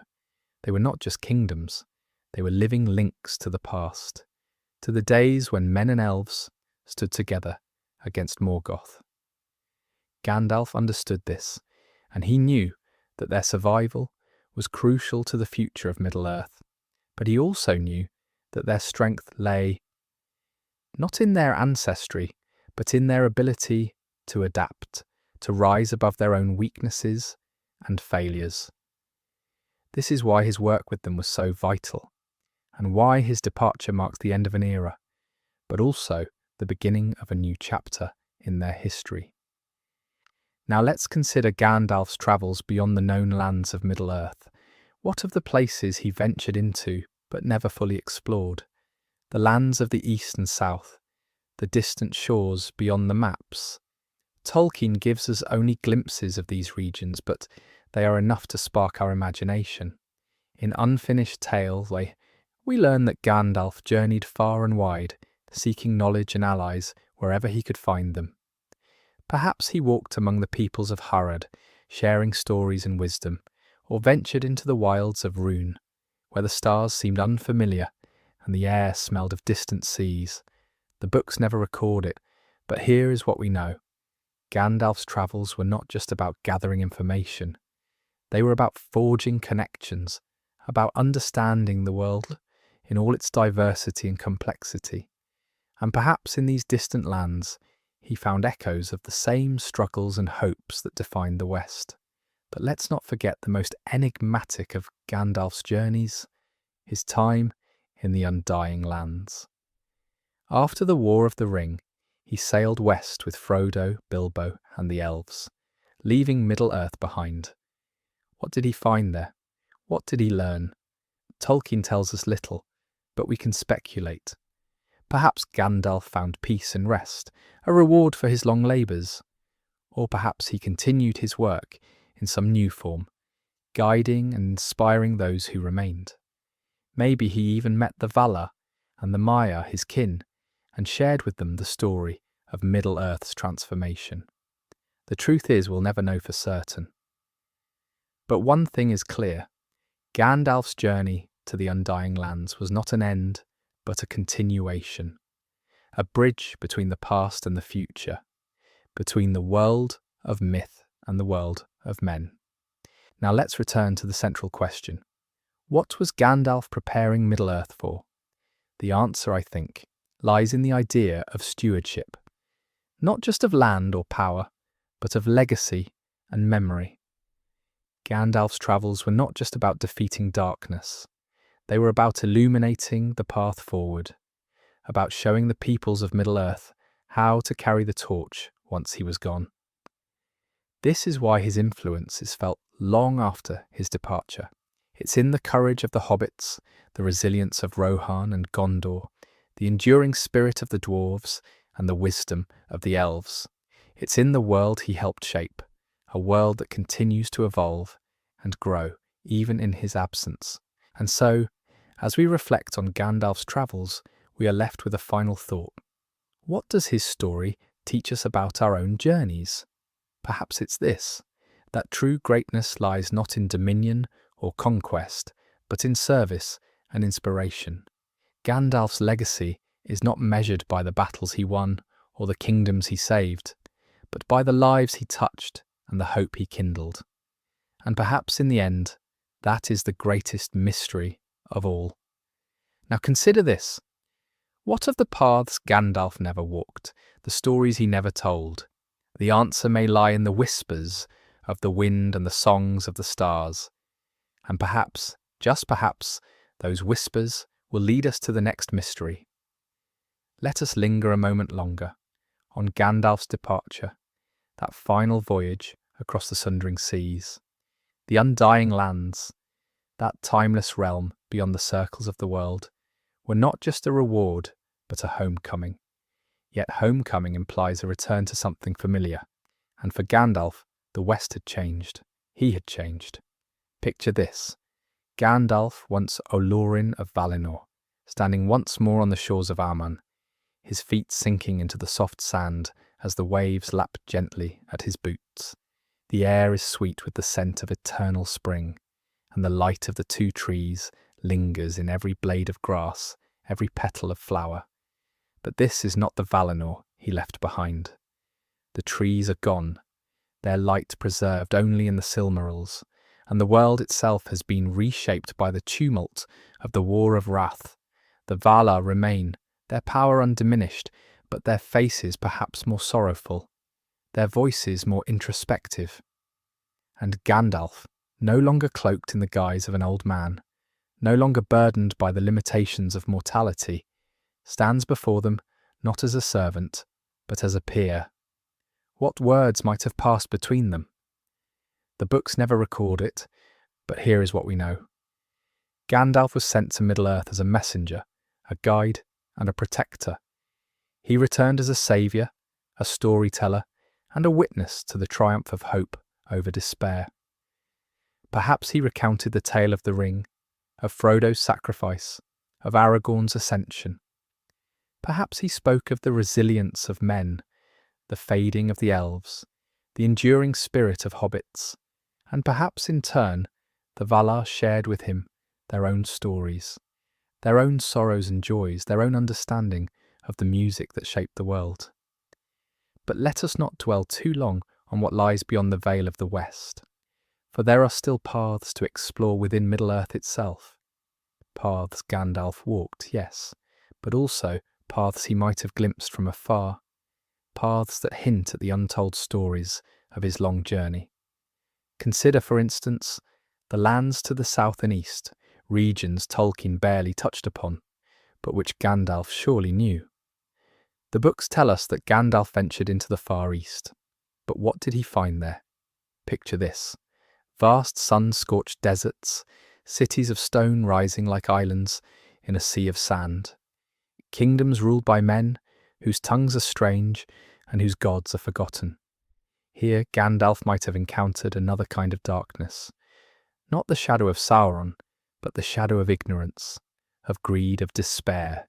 Did he walk among these people, cloaked in humility, offering wisdom to those who would listen? Did he see echoes of Númenor's pride in their towering monuments? Echoes of Morgoth's corruption in their crumbling temples? We can only guess, but this much is certain. Gandalf's travels were not confined to the lands of the West. His gaze was ever turned outward, toward the horizons of the unknown. And what of the north? Beyond the grey mountains, beyond the withered heath, lay lands shrouded in myth and mystery. Here in the icy wastes, Gandalf might have sought the remnants of the ancient world, the ruins of kingdoms long fallen, the tombs of heroes long forgotten. Perhaps he sought wisdom from the few remaining dragons, those ancient creatures born of Morgoth's malice, but who, like all beings, might yet choose their own path. Or perhaps he walked alone, his staff crunching in the snow, his breath steaming in the frigid air, his mind turning over the great puzzle of Middle-earth's fate. The books never record it, but here is what we know. Gandalf was drawn to places of power, places of memory, places where the echoes of the past could still be heard. In the north, he might have found something akin to what he sought in the heights of Zirak Sigil, a reminder of the world's fragility, of the need for vigilance, of the enduring light that shines even in the darkest places. But let us return to the question that has guided us from the beginning. What was Gandalf preparing Middle-earth for? To answer this, we must look not only at his travels, but at his teachings, his actions, his very presence. Gandalf was not a king, not a warrior, not a builder of cities or a wielder of dominion. He was a wanderer, a counsellor, a kindler of hope. His greatest acts were not the battles he fought, but the truths he revealed, the courage he inspired, the paths he illuminated. Consider his relationship with Frodo, a simple hobbit thrust into a world of peril and wonder. Gandalf did not shield Frodo from danger. He equipped him to face it. He did not command Frodo to carry the ring. He trusted him to choose the right path. And in doing so, he showed Frodo and us that true strength lies not in power but in resilience, not in control but in trust. This, perhaps, is the heart of Gandalf's mission, not to rule Middle-earth, but to prepare it for a future without him, a future in which the peoples of the world could stand on their own, guided by the light he had kindled within them. And so, when Gandalf sailed into the West, he left behind not a void, but a legacy, a world shaped by his wisdom, his compassion, his faith in the goodness of all beings. This is why his departure is not an end, but a continuation, a passing of the torch to those who remain. And now, as we near the end of our journey through Gandalf's travels, let us ask one final question. What does his story mean for us? In a world far removed from the shores of Middle-earth, in a time far removed from the Third Age, what lessons can we draw from the wanderings of this ancient, ageless being? Perhaps it is this, that the true measure of a life is not in the monuments we build, but in the lives we touch. Not in the power we wield, but in the hope we inspire. Gandalf's story is a reminder that greatness is not found in dominion, but in service, not in conquest, but in compassion. His travels teach us that the world is vast and complex, filled with both darkness and light, and that our task is not to eliminate the darkness, but to kindle the light wherever we can. And so, as we close this chapter, let us carry with us the spirit of Gandalf, the wanderer, the guide, the kindler of hope. Let us remember that our journeys too are part of a greater story, one that stretches beyond the horizons of our understanding. And perhaps as we walk our own paths, we'll find echoes of Gandalf's wisdom in the whisper of the wind, the rustle of leaves, the light of the stars. And perhaps in those echoes, we will find the courage to face the unknown, the strength to carry on, and the hope to kindle anew. Now consider this. What of the paths we have yet to walk, the stories we have yet to tell? The answer may lie in the shadows of the future, waiting to be discovered. And perhaps, just perhaps, those shadows will lead us to the next mystery. But let's linger a moment longer in the twilight of Gandalf's journey, because there's one last shadow we've yet to examine. Everyone remembers his battles, his speeches, his laughter echoing in the halls of kings. But nobody ever asks, what did Gandalf leave behind? Not just in hearts and minds, but in the very earth of Middle-earth, because the footprints of a Mire are deeper than they appear. Consider this. Gandalf walked for over 2,000 years across every realm, from the Shire's soft hills to the jagged peaks of Mordor. And yet, for all his travels, the books record only a handful of places where he built something. No towers, no shrines, no monuments to his name. Except that's not quite true. There's one place, one quiet overlooked corner of the map, where Gandalf's handiwork endures. And it's not where you'd expect. The question we've been circling is this. What did Gandalf leave in the soil of Middle-earth? Not metaphorically, literally. To find the answer, we need to retrace his steps to a moment the histories barely mention. Picture this, the year 2850 of the Third Age. Gandalf, still clad in grey, slips into Dol Guldur and confirms what he long feared, Sauron has returned. But on his way back west, he does something strange. He stops in the Vales of Anduin, where the last Northmen still resist the shadow. The unfinished tales tell us he lingered there, giving counsel, but counsel isn't all he gave.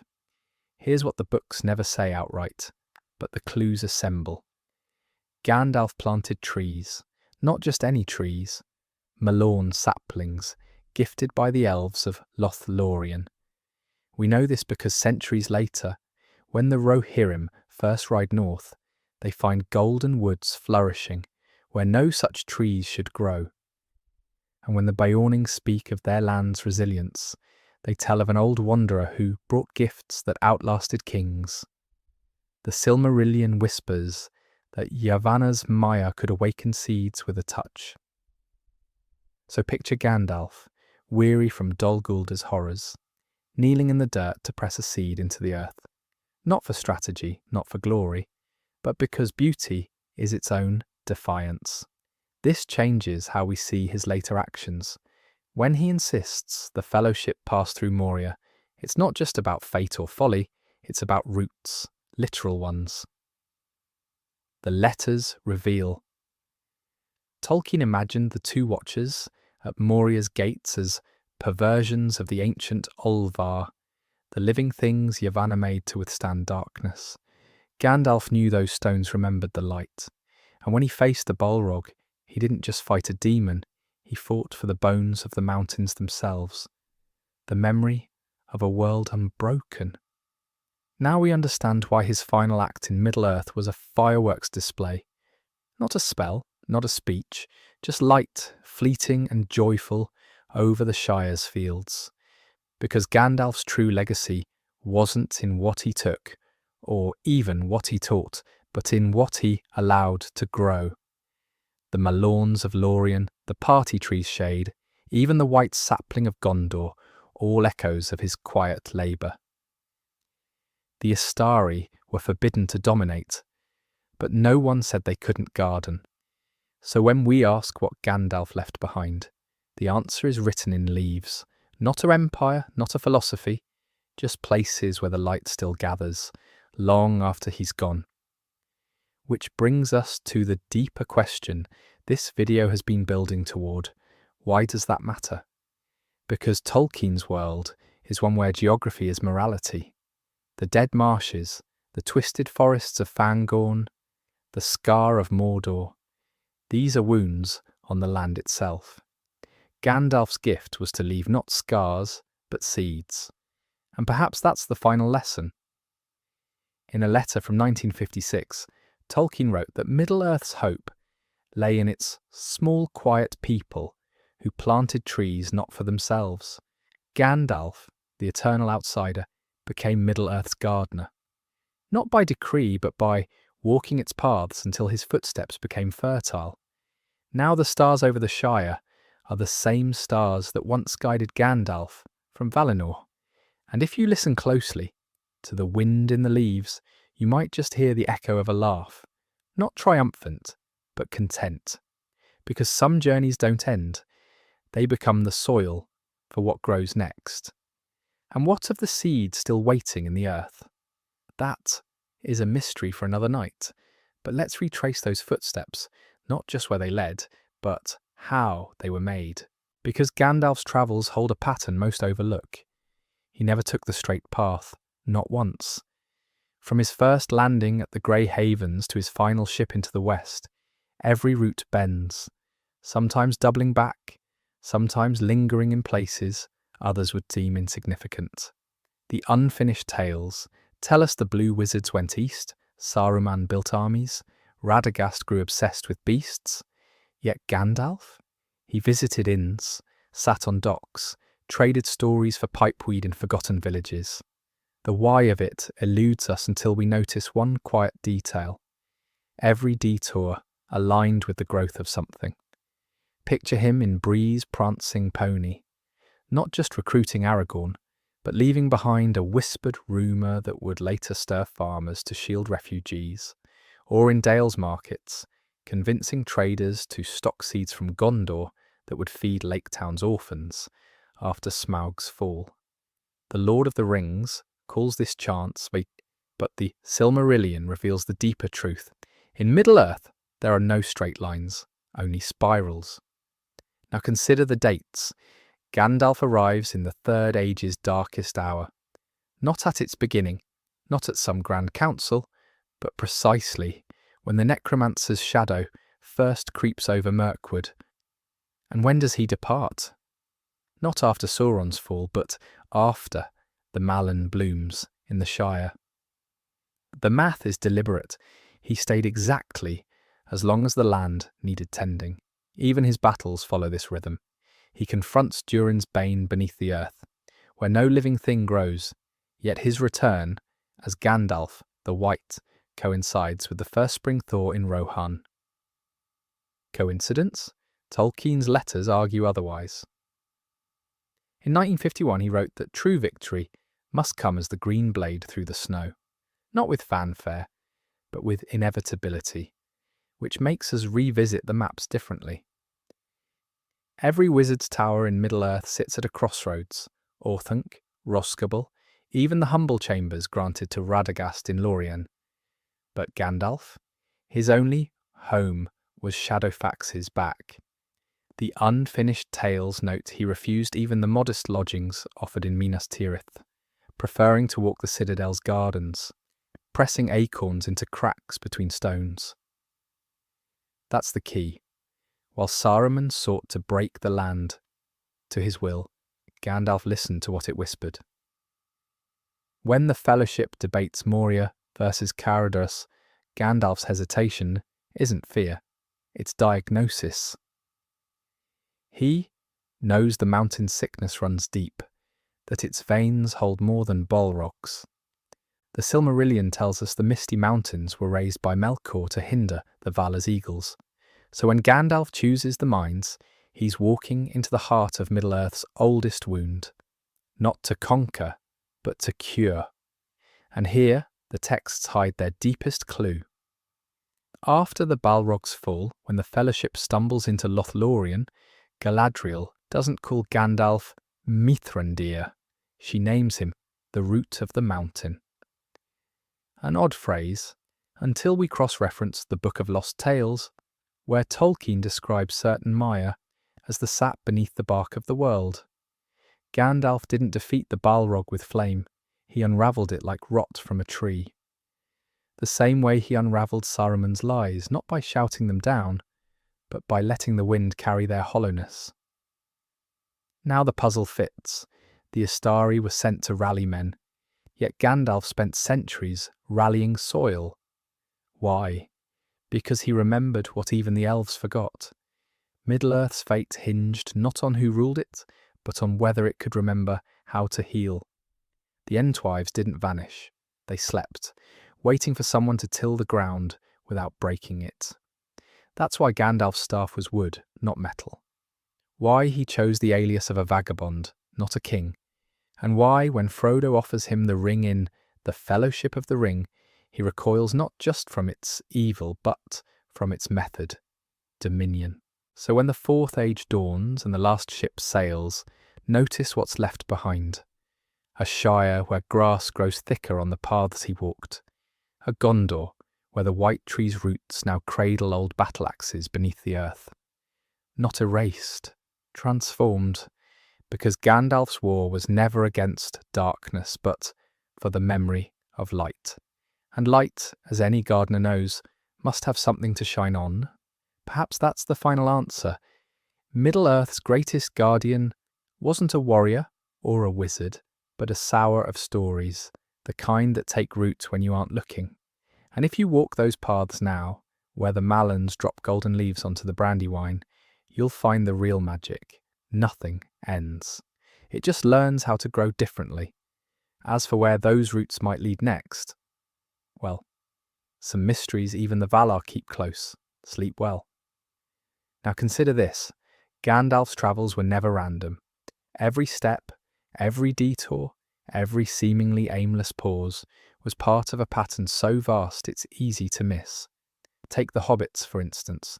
Why does Gandalf spend so much time in the Shire? Why does he linger among a people who seem so disconnected from the great affairs of the world? The answer lies in a detail. The Fellowship of the Ring mentions, almost in passing, Bilbo's pipeweed. It's a trivial thing, almost a joke, until you recall that pipeweed grows from seeds Gandalf himself brought to the Shire, seeds he collected on his journeys in the east, seeds from lands that once knew peace, before Sauron's shadow fell. The hobbits, in their innocence, nurtured those seeds into something beautiful. Gandalf didn't just visit the Shire to check on Bilbo or Frodo. He came to see what grew from what he planted. And isn't that the essence of his mission? Not to impose order, but to cultivate it, gently, patiently, in the places where it mattered most. But let's go deeper. Gandalf's travels take him far beyond the Shire, into lands even the elves rarely tread. In Unfinished Tales, we learn of his journey to Rhûn, the vast eastern realm, shrouded in mystery. Tolkien tells us little about what transpired there, but we can reconstruct the clues. Picture this. Gandalf, cloaked as a wanderer, crossing the barren plains of Rhûn. He encounters tribes of men who've never heard of elves or dwarves, who glimpse the stars and see only patterns for hunting. He doesn't preach to them. Instead, he sits by their fires and listens. Maybe he tells them stories of the West, of lands where the sun rises untainted by shadow. Maybe he plants seeds, literal or metaphorical, that won't bloom for generations. The Silmarillion tells us that Melkor's influence reached even here, corrupting the hearts of men before they ever saw the light of Valinor. Gandalf's mission in Rhûn wasn't to overthrow this darkness. It was to remind these people that light existed at all. And then there's the south, Harad, the land of the red sun, where men ally with Sauron, not out of malice, but out of fear and necessity. Gandalf's presence here is even more enigmatic. The books never record his travels to Harad, but here's what we know.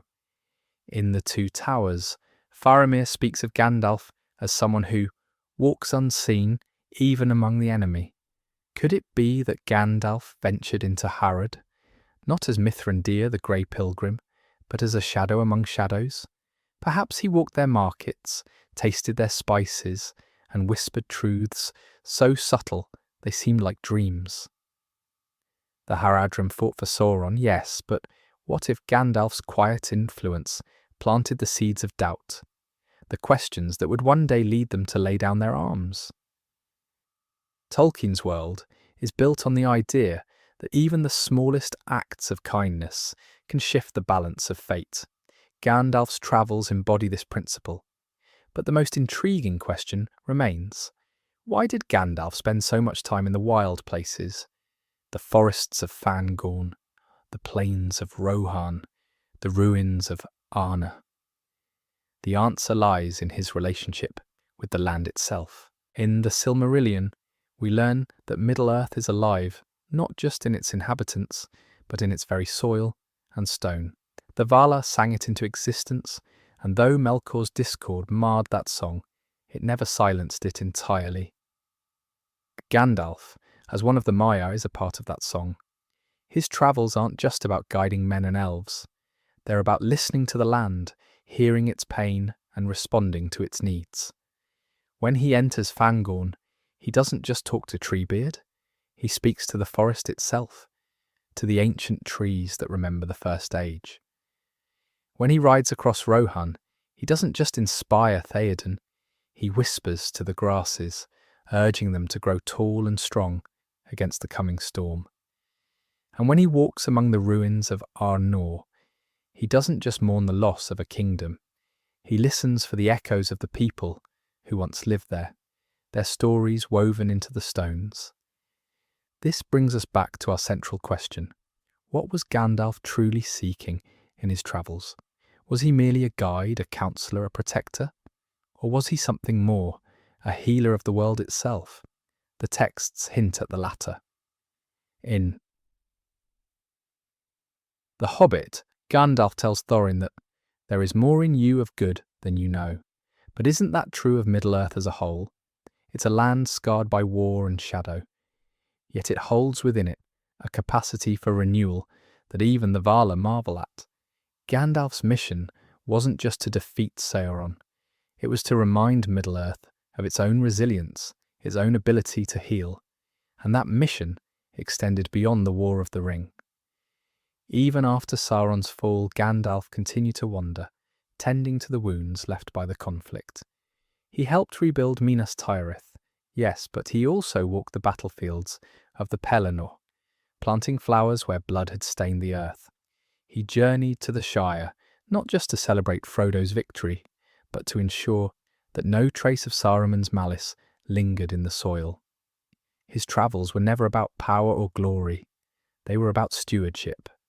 And perhaps that's the greatest lesson of Gandalf's story. In a world obsessed with dominion, whether it's Sauron's tyranny, Saruman's ambition, or even Aragorn's rightful kingship, Gandalf stands apart. He wields power sparingly, always with an eye toward preserving the balance of the world. His staff, his sword, his ring, these are tools, not symbols of authority.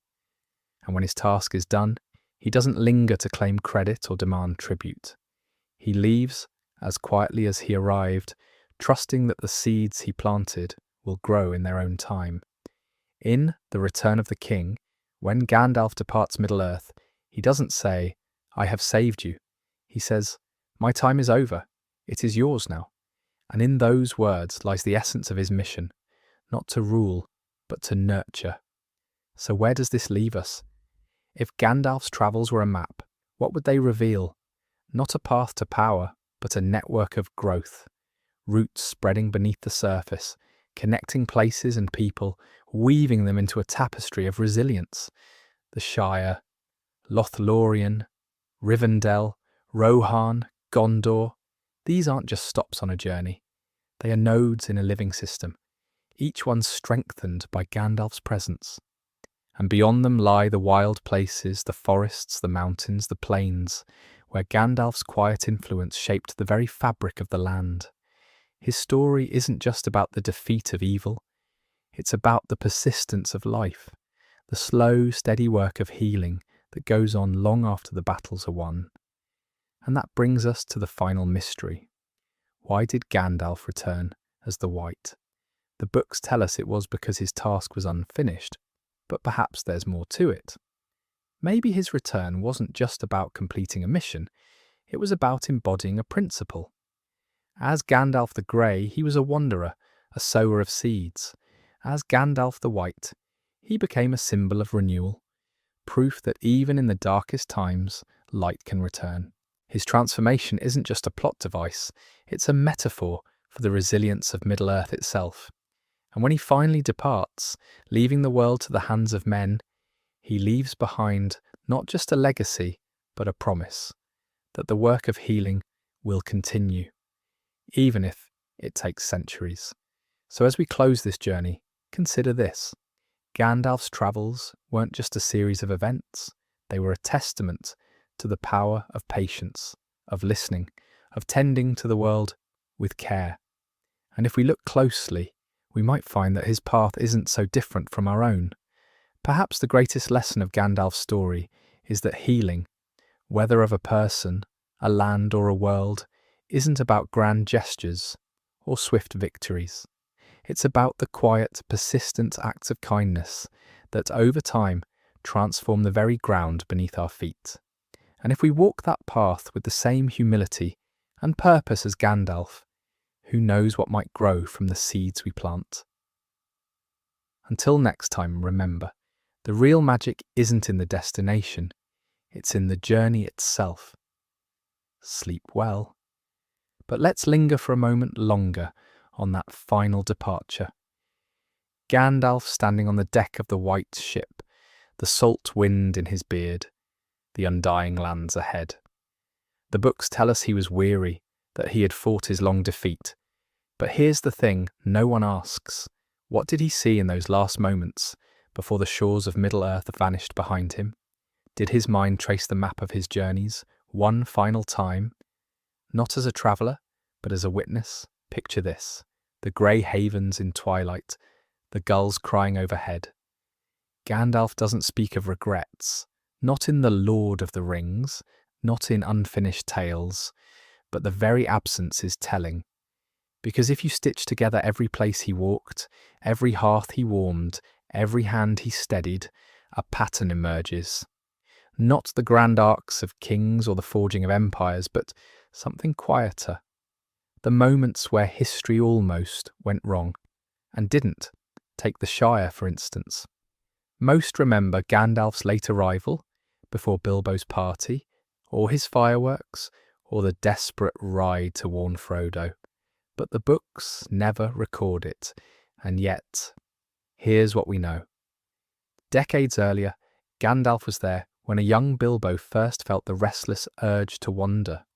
He was there when the soil of the Shire was tilled by hobbits who had no idea their work would one day replant the very trees Saruman's machines uprooted. He didn't orchestrate it. He simply made sure the conditions were right for it to grow. Now, zoom out. The same pattern repeats in Rohan. Theoden's awakening is a climax, yes. But it was Gandalf who, years before, rode unnoticed through Edoras, listening to the whispers in Meduseld's halls. The books don't say so explicitly, but consider, why did he know exactly where to find Grima's poison in the king's mind? Because he'd been paying attention long before the crisis came. And here's the unspoken truth. Gandalf's greatest power wasn't persuasion or pyrotechnics, it was patience. While Saruman scrambled to control, while Sauron reached for domination, Gandalf did something far more subversive. He waited. He waited for Aragorn to grow into his name. He waited for Frodo to find his courage. He waited for the Ents to remember their strength. And in that waiting, he proved a radical idea that the most transformative acts aren't about force but timing. So when the white ship carried him west, perhaps what he saw wasn't just the fading coastline, but the invisible threads he'd spun across Middle-earth, the pipeweed in the South Farthing that would comfort weary rangers, the memory of laughter in Beorn's hall that would outlast the wildman's raids, the song Legolas taught to Merry and Pippin echoing in some future glade of Ithilien. And this brings us to the quietest mystery of all, Gandalf's name.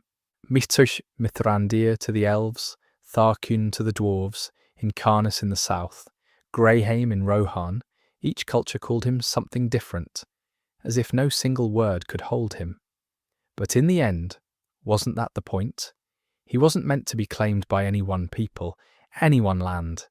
His role was to move between them, to be a living bridge. So if we ask, as we did at the start, what Gandalf's travels meant, perhaps the answer is this: they were a counterspell. Against Sauron's centralised malice, Gandalf wove a decentralised hope, not one great flame, but countless sparks. And when he sailed away, those sparks remained. Sleep now, and dream of roads that wind through secret valleys, of fires lit in lonely places, of a old man's laughter on the wind, because the story doesn't end when the ship vanishes over the horizon. It lingers in every step we take, in every seed we plant, knowing that growth, like Gandalf's journey, is never really done. But let us linger a moment longer on the road, for there is a faint echo we've yet to follow, a shadow of a question that Gandalf himself might have asked. What does it mean to wander? Not in the sense of aimlessness, but in the way Gandalf did, with purpose yet without a fixed destination. Consider this: Gandalf's travels were never just about arriving. They were about being there in the moment, listening to the whispers of the world. And perhaps that's why Tolkien gave him so many names. Each one reflects not just a language, but a perspective, a way of seeing him. To the elves he was Mithrandir, the grey pilgrim, a figure of mystery and wisdom. To the dwarves, Tharkun, the staff wielder, a reminder of his power and his role as a mediator. To the men of Gondor, he was Gandalf, the elf friend, a bridge between their world and the ancient realms. And to the hobbits, well, to them he was the kindly old man, with fireworks, a figure of joy and wonder. But here's the thing: Gandalf never corrected anyone. He never insisted on one name over another. Instead, he let each culture define him, as if to say, yes, I am all these things and more. And that's the heart of it, isn't it? Gandalf's travels weren't just about knowledge or strategy, they were about connection. Now let's go deeper. Picture this: a cold night in the Fordwaith, far beyond the Shire, where the northern lights flicker like spirits in the sky. Gandalf is there, not because he needs to be, but because he wants to understand. He's speaking to a lone hunter of the Lossoth, the snowmen of the north, who tell him tales of ice and shadow. The books don't record this meeting, but we know Gandalf journeyed far into the frozen wastes. Why? Because he was piecing together a puzzle, one that stretched from the icy peaks of the north to the sun-baked sands of Harad. And here's the key: Gandalf didn't just gather information, he listened. He listened to the stories of the Lossoth, the songs of the Rohirrim, the whispers of the Ents, and in that listening he found something Sauron could never grasp: the power of shared stories. Take the Fellowship, for example. It wasn't just a group of allies, it was a microcosm of Middle-earth. Elves, dwarves, men, hobbits, each brought their own stories, their own fears, their own hopes. And Gandalf? He was the one who held them together, not by force, but by understanding. Think of the moment in Moria when Gandalf speaks of the Balrog. He doesn't just warn them, he connects the Balrog to their own fears, making it real in a way that binds them closer. And when he falls, It's not just a loss, it's a reminder of the stakes. But even in that moment, Gandalf's travels leave their mark. Because the Fellowship doesn't break. They carry on, not just for themselves, but for the stories they've shared. And this brings us to another layer. Gandalf's relationship with time. He wasn't just a wanderer, he was a keeper of time. Not in the sense of controlling it, but in the sense of understanding its flow. Think of his words to Frodo. All we have to decide is what to do with the time that is given us. It's not just a platitude, it's a philosophy. Gandalf knew that time wasn't something to be conquered or hoarded, it was something to be lived. And that's why his travels were so unpredictable. He didn't follow a schedule, he followed the rhythms of the world. He might spend weeks in Rivendell, deep in conversation with Elrond, then vanish into the wilds for months, only to reappear at the exact moment he was needed. Consider the Council of Elrond. Gandalf arrives late, not because he's careless, but because he's been gathering the threads of the story. And when he speaks, it's not just to share information, it's to weave a narrative. He connects the ring's history to the present, making it clear that this isn't just Frodo's burden, it's Middle-earth's. And here's the thing, Gandalf doesn't just tell the story, he invites others to join it. He doesn't dictate the plan, he lets the council shape it, understanding that the journey is as important as the destination. And this brings us to the quietest, most profound aspect of Gandalf's travels, his relationship with failure. Because Gandalf didn't always succeed. He didn't stop Saruman from betraying the White Council. He didn't prevent the Balrog from waking.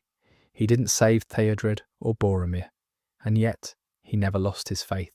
Why? Because he understood that failure wasn't the end. It was part of the journey. Think of his words to Frodo after the ring is destroyed. Even the wise cannot see all ends. It's not just humility, it's an acknowledgement of the unknown. Gandalf knew that the path wasn't always clear, that the road would twist and turn, and that sometimes the best you could do was keep moving forward. And that's why his travels matter, because they remind us that the journey isn't just about the destination, it's about the steps we take along the way. It's about the connections we make, the stories we share, the moments we hold on to. And perhaps that's the greatest lesson Gandalf leaves us. That hope isn't something you find, it's something you carry. So when the white ship fades into the west, and Gandalf's laughter echoes on the wind, we're left with a question. What does it mean to wander? Maybe it's not about the miles travelled or the places seen. Maybe it's about the lives touched, the stories woven, the sparks kindled. Because in the end, Gandalf's travels weren't just his own, they belonged to Middle-earth. And as we follow his path, perhaps we're reminded of our own journeys, not just where we're going, but who we're becoming. Sleep now, and let the roads of Middle-earth carry you, for the journey isn't over, it's only just begun. And somewhere, in the quiet spaces between dreams, Gandalf's laughter lingers, a reminder that the road goes ever on and on. And so we return as all travellers must to the beginning, or perhaps to the place where all paths meet. Because Gandalf's story doesn't truly start in Middle-earth. It starts in the west, in the Undying Lands, where he was not yet Gandalf the Grey, but Olorin of the Mire. And here lies a puzzle. Why of all the Istari sent to oppose Sauron, was he the one who succeeded? Saruman was wiser in lore, Radagast more attuned to Middle-earth's living things, the Blue Wizards more mysterious in their eastern ventures. Yet it was Gandalf who carried the flame, unextinguished. Picture Valinor in the Years of the Trees, where the Mire move like thoughts through the mind of Ilúvatar. Olorin dwells among them, but unlike his kin who shape mountains or sing the seas into being, he is drawn not to grandeur, but to understanding.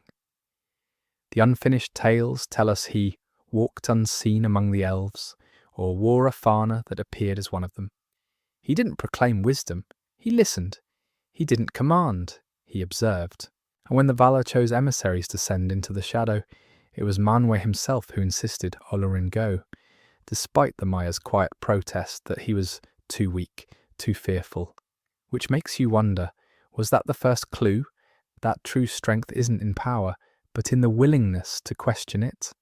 Flash forward to the Third Age. Gandalf arrives not with thunderclaps or burning pillars, but as a weathered traveller cloaked in grey. And from the very first, his path is different. While Saruman establishes himself in the Tower of Orthanc, amassing knowledge like a dragon hoards gold, Gandalf walks. He visits the Shire not to rally armies, but to smoke pipeweed with farmers. He lingers in Rivendell, not to debate law with Elrond, but to listen to Bilbo's songs. He rides to Rohan not as a lord, but as a beggar. Lathspell they call him, ill news. And this is where the pattern emerges. Gandalf doesn't impose his will. He invites others to discover their own. Take the hobbits, the Lord of the Rings makes it clear. Gandalf could have taken the ring to Mordor himself, but he doesn't. Not because he's afraid, though he is, but because he understands something Sauron never could. That evil can be resisted, but it can't be defeated, not truly by force. It must be refused. And refusal takes many forms. Frodo's mercy to Gollum, Sam's loyalty, Merry, and Pippin's stubborn courage. None of these were Gandalf's deeds, but all were made possible because he planted the seeds. Which raises the question, was his greatest magic not in his staff, but in his silence? Consider the moments he doesn't act. When the Fellowship fractures at Pathgarlan, he's not there. When Faramir stands alone against Denethor's madness, Gandalf is minutes too late. When Shelob's darkness closes around Frodo, the wizard is half a world away, and yet, each time, his absence becomes a kind of presence. Because he taught them how to face these trials long before they arrived. Now contrast this with the Blue Wizards. Tolkien's letters suggest they might have failed, not by turning to evil, but by becoming ensnared in their own missions, forgetting their purpose. Which makes you wonder, did Gandalf avoid this fate precisely because he never saw himself as Middle-earth's saviour, just its guide? And here, buried in the appendix of a letter from 1958, is the key. Tolkien writes that Gandalf's task was to kindle hearts, not to rule them, not even to lead them, to kindle. That's why the eagles don't carry the ring to Mount Doom. That's why the Ents don't march on Mordor. Because this isn't a story about power. It's a story about what happens when ordinary people find their own courage. So when Gandalf falls in Moria, only to return as the White, it's not just a resurrection, it's a revelation. He doesn't come back with greater might, but with greater clarity. In the Two Towers, he tells Aragorn, I am Gandalf, Gandalf the White, but black is mightier still. He doesn't mean Sauron's armies, he means the despair that would render those armies unstoppable. And that's the final lesson of his travels, that the real battle isn't fought with swords or spells, it's fought in the space between hope and doubt. So the next time you walk under starlight, or pause on a forest path, or hear an old song that stirs something forgotten, remember Gandalf's footsteps, not because they led to victory, but because they taught us how to walk. And if you listen closely, you might still hear the echo, the sound of a staff tapping against stone, moving onward, always onward, into the quiet dark. Now let's retrace those footsteps, not as a map, but as a tapestry. Because Gandalf's travels across Middle-earth weren't just movements from one place to another. They were threads weaving together the fate of an entire world. Picture this. Centuries before the War of the Ring, Gandalf arrives at the Grey Havens, a stranger in a land already ancient. The Silmarillion tells us he came last and alone, and there's something haunting in that phrase. Last and alone. The Blue Wizards had already ventured east, Radagast had settled in Rhosgobel, and Saruman had begun his studies in Isengard. But Gandalf? He walked, always walking. Why?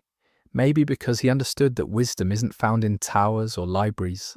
It's found in the stories of the people who live under the shadow of mountains and the light of stars.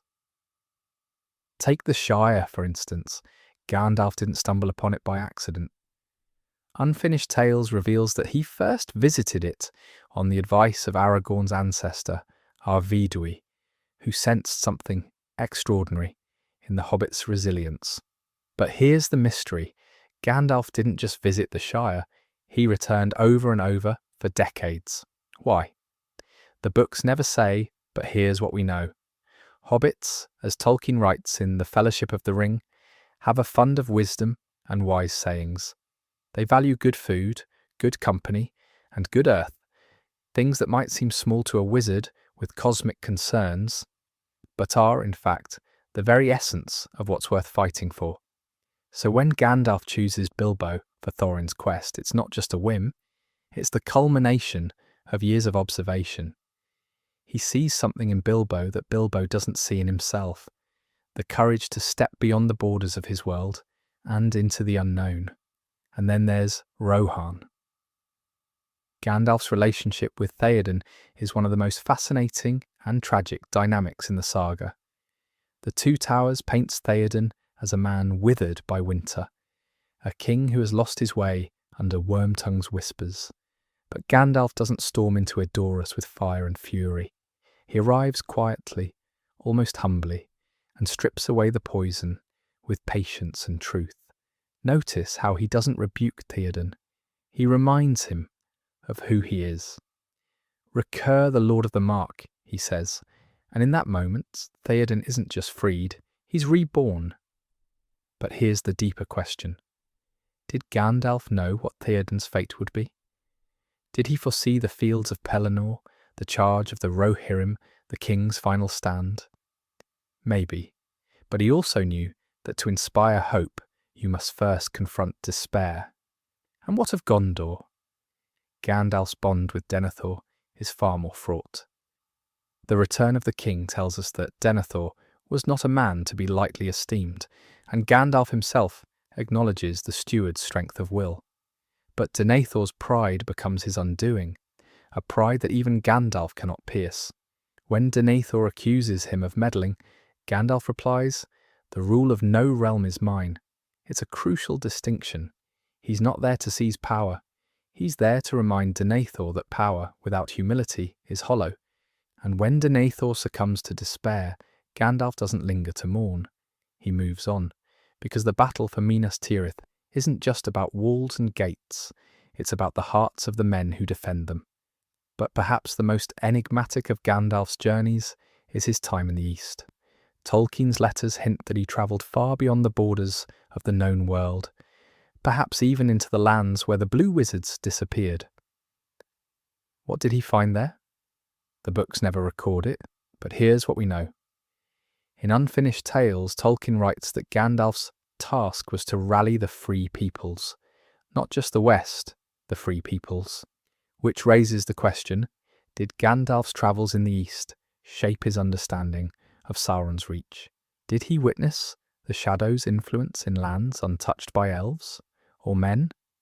Maybe, and maybe that's why he returned with a deeper urgency, a recognition that the fate of Middle-earth wasn't just tied to Gondor or Rohan, but to every corner of the world.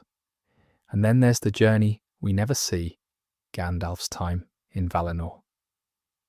The Silmarillion tells us that he was sent back after his fall in Moria, but it doesn't say what he experienced there. Picture this, a land beyond time, where the air is filled with the music of the Ainur, and the very light seems to hum with memory. Did Gandalf speak with the Vala? Did he stand before Manwë and Varda and recount the struggles of Middle-earth? Or did he simply rest, letting the echoes of the world he left behind fade into silence? The books never say, but here's what we can imagine. When he returns as Gandalf the White, there's a quietness to him, a stillness that wasn't there before, as if he's seen something too vast for words and carries it with him in every step. Which brings us back to the central question. What was Gandalf's true mission? Was it to defeat Sauron? To unite the free peoples? To kindle hearts? Or was it something deeper, something even Tolkien struggled to articulate? In his letters, Tolkien writes that Gandalf's role was to inspire, to advise, to kindle, but not to dominate. Not to dominate, that's the key. Because Gandalf's greatest strength wasn't his power, it was his restraint. He didn't try to control the story, he let it unfold, guiding it with the light of his wisdom and the warmth of his hope. So when we trace Gandalf's travels, we're not just tracing the footsteps of a wizard, we're tracing the heartbeat of Middle-earth itself. From the Shire's rolling hills to the peaks of the misty mountains, from the plains of Rohan to the towers of Gondor, his journey was a reminder that even in the darkest times, there are still paths to be walked and lights to be found. And perhaps that's the ultimate lesson of his story. That courage isn't about knowing the way, it's about trusting that the way will reveal itself, one step at a time. And now, as the stars turn overhead and the fire burns low, let's turn our thoughts to another mystery, one that lingers in the shadowed corners of Middle-earth's history. The fate of the Entwives. Where did they go? And why did they never return? But that is a tale for another night. Let's linger for a moment on Gandalf's return from Valinor. When he reappears in Fangorn Forest, clad in white, he is not the same. He is Gandalf the White, yes, but he is also something more. He carries with him a gravity that wasn't there before, a sense of purpose that seems to transcend even his own understanding. The Fellowship, when they see him again, are struck by this change. Aragorn feels it most keenly. He sees in Gandalf a reflection of the kingship he himself must one day embody. But what exactly had Gandalf learned in the halls of the Vala? What had he seen or heard that reshaped him so profoundly? The Silmarillion is silent on this, but perhaps we can piece together some clues. Tolkien writes that Gandalf was sent back because his task was not yet finished. But sent back by whom? And why? Was it the Vala themselves who deemed him necessary? Or was it Eru Ilúvatar, the one who saw in Gandalf a spark that could still kindle hope in the hearts of mortals? Picture this. Gandalf standing before Manwë, the Lord of the Vala, recounting the struggles of Middle-earth. He speaks of Saruman's betrayal, of Sauron's growing shadow, of the courage of hobbits and men, and elves and dwarves. Manwë listens, his face unreadable, and then turns to Varda, the Queen of the Stars. Together, they confer in a language older than time itself. And then perhaps Manwë speaks. Go back, O Lórien. Your task is not yet done. But go not as you were. Go as you are meant to be. And with those words, Gandalf is transformed.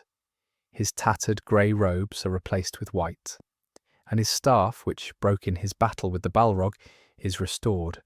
But it is more than mere wood now. It is a symbol, a reminder of the power he carries and the responsibility he bears. When Gandalf returns to Middle-earth, he is not just a wizard, he is a messenger from the Valar, yes, but also from something greater. He carries with him the weight of eternity, the wisdom of ages, and the hope of a world that refuses to die. This is why he is so different when he reunites with the Fellowship. He is no longer just Gandalf the Grey, the wanderer who smoked pipeweed and told stories by the fire. He is Gandalf the White, the beacon of hope in a world teetering on the edge of darkness. And yet, even in his transformation, he remains Gandalf, the one who loves hobbits, who laughs at the absurdity of life, who understands that victory is not just about power, but about heart. Now let's consider Gandalf's travels after his return. His first act is to confront Saruman, his former mentor and now his greatest enemy.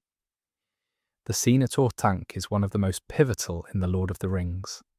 Gandalf stands before the tower, calling Saruman out of his fortress, and what follows is a battle not of swords or spells, but of wills.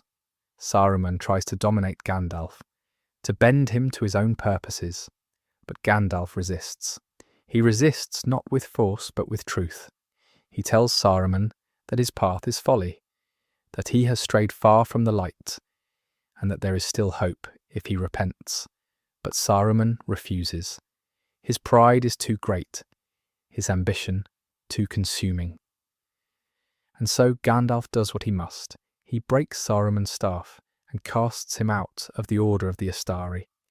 It is a moment of profound sorrow, but also of necessity, because Gandalf understands that Saruman's corruption is a threat not just to Middle-earth, but to the very ideals the Astari were sent to uphold. From Orthanc, Gandalf travels to Rohan, where he finds a kingdom in decay. Theoden, the king, is under Saruman's spell, and the people are paralysed by fear. Gandalf's task here is twofold. He must free Theoden from Saruman's influence, and he must rekindle the hope of the Rohirrim. And he succeeds, but not by force. He succeeds by reminding Theoden of who he is, of the strength and courage that still lie within him. It is a gentle act, but a powerful one. And it is a testament to Gandalf's belief in the potential of mortals. He doesn't dominate Theoden, he awakens him, and in doing so, he awakens an entire kingdom. But Gandalf's journey doesn't end in Rohan. He travels next to Gondor, the last bastion of men against Sauron's might. And here, in the shadow of Minas Tirith, he faces his greatest challenge. The city is besieged, its people are weary, and its steward Denethor is succumbing to despair. Gandalf's role here is not to lead, it is to inspire. He walks among the soldiers, his presence a beacon of hope in the darkness. And when Denethor falls to madness, Gandalf steps in, not to take command, but to remind the people of Gondor that they are not alone, that even in the darkest hour there is still light, and that light, though faint, is enough to guide them through the storm. And then there is the final journey, the march to the Black Gate. It is a desperate act, a last stand against Sauron's overwhelming might. But Gandalf knows that it is necessary. He knows that the fate of Middle-earth rests on this moment, and he is willing to sacrifice everything to ensure that Frodo and Sam have the time they need to destroy the ring. And so, he leads the charge, his white robes gleaming in the gloom, his staff held high. It is a moment of pure defiance, a testament to the power of hope in the face of despair. And though the battle is fierce and the odds are against them, Gandalf never falters, because he knows that even in the darkest times, there is still a chance for light. And then at last, the ring is destroyed, and Sauron falls. Gandalf's task is complete. He has done what he was sent to do. He has kindled hearts, inspired courage, and helped to save Middle-earth. But his journey doesn't end there. He travels one last time, back to the Shire, to the place where it all began, and here, in the peace and quiet of Hobbiton, he takes a moment to rest, to reflect, to remember. He sits with Frodo and Sam, sharing a pipe and a laugh, and for a moment it is as if none of it ever happened, but of course it did, and Gandalf knows that the world has changed, and that it will never be the same again. And then at last, he leaves. He boards a ship at the Grey Havens, bound for Valinor, and as he sails into the west, he carries with him the memories of all he has seen and done. But he also carries something else, a sense of fulfillment, because he knows that he has done what he was meant to do. He has fulfilled his mission, not through force or domination, but through wisdom and kindness and hope. And in doing so, he has left behind a legacy that will endure long after he is gone. So when we trace Gandalf's travels, we are not just tracing the footsteps of a wizard, we are tracing the heartbeat of a world that even in its darkest hours still found the strength to hope.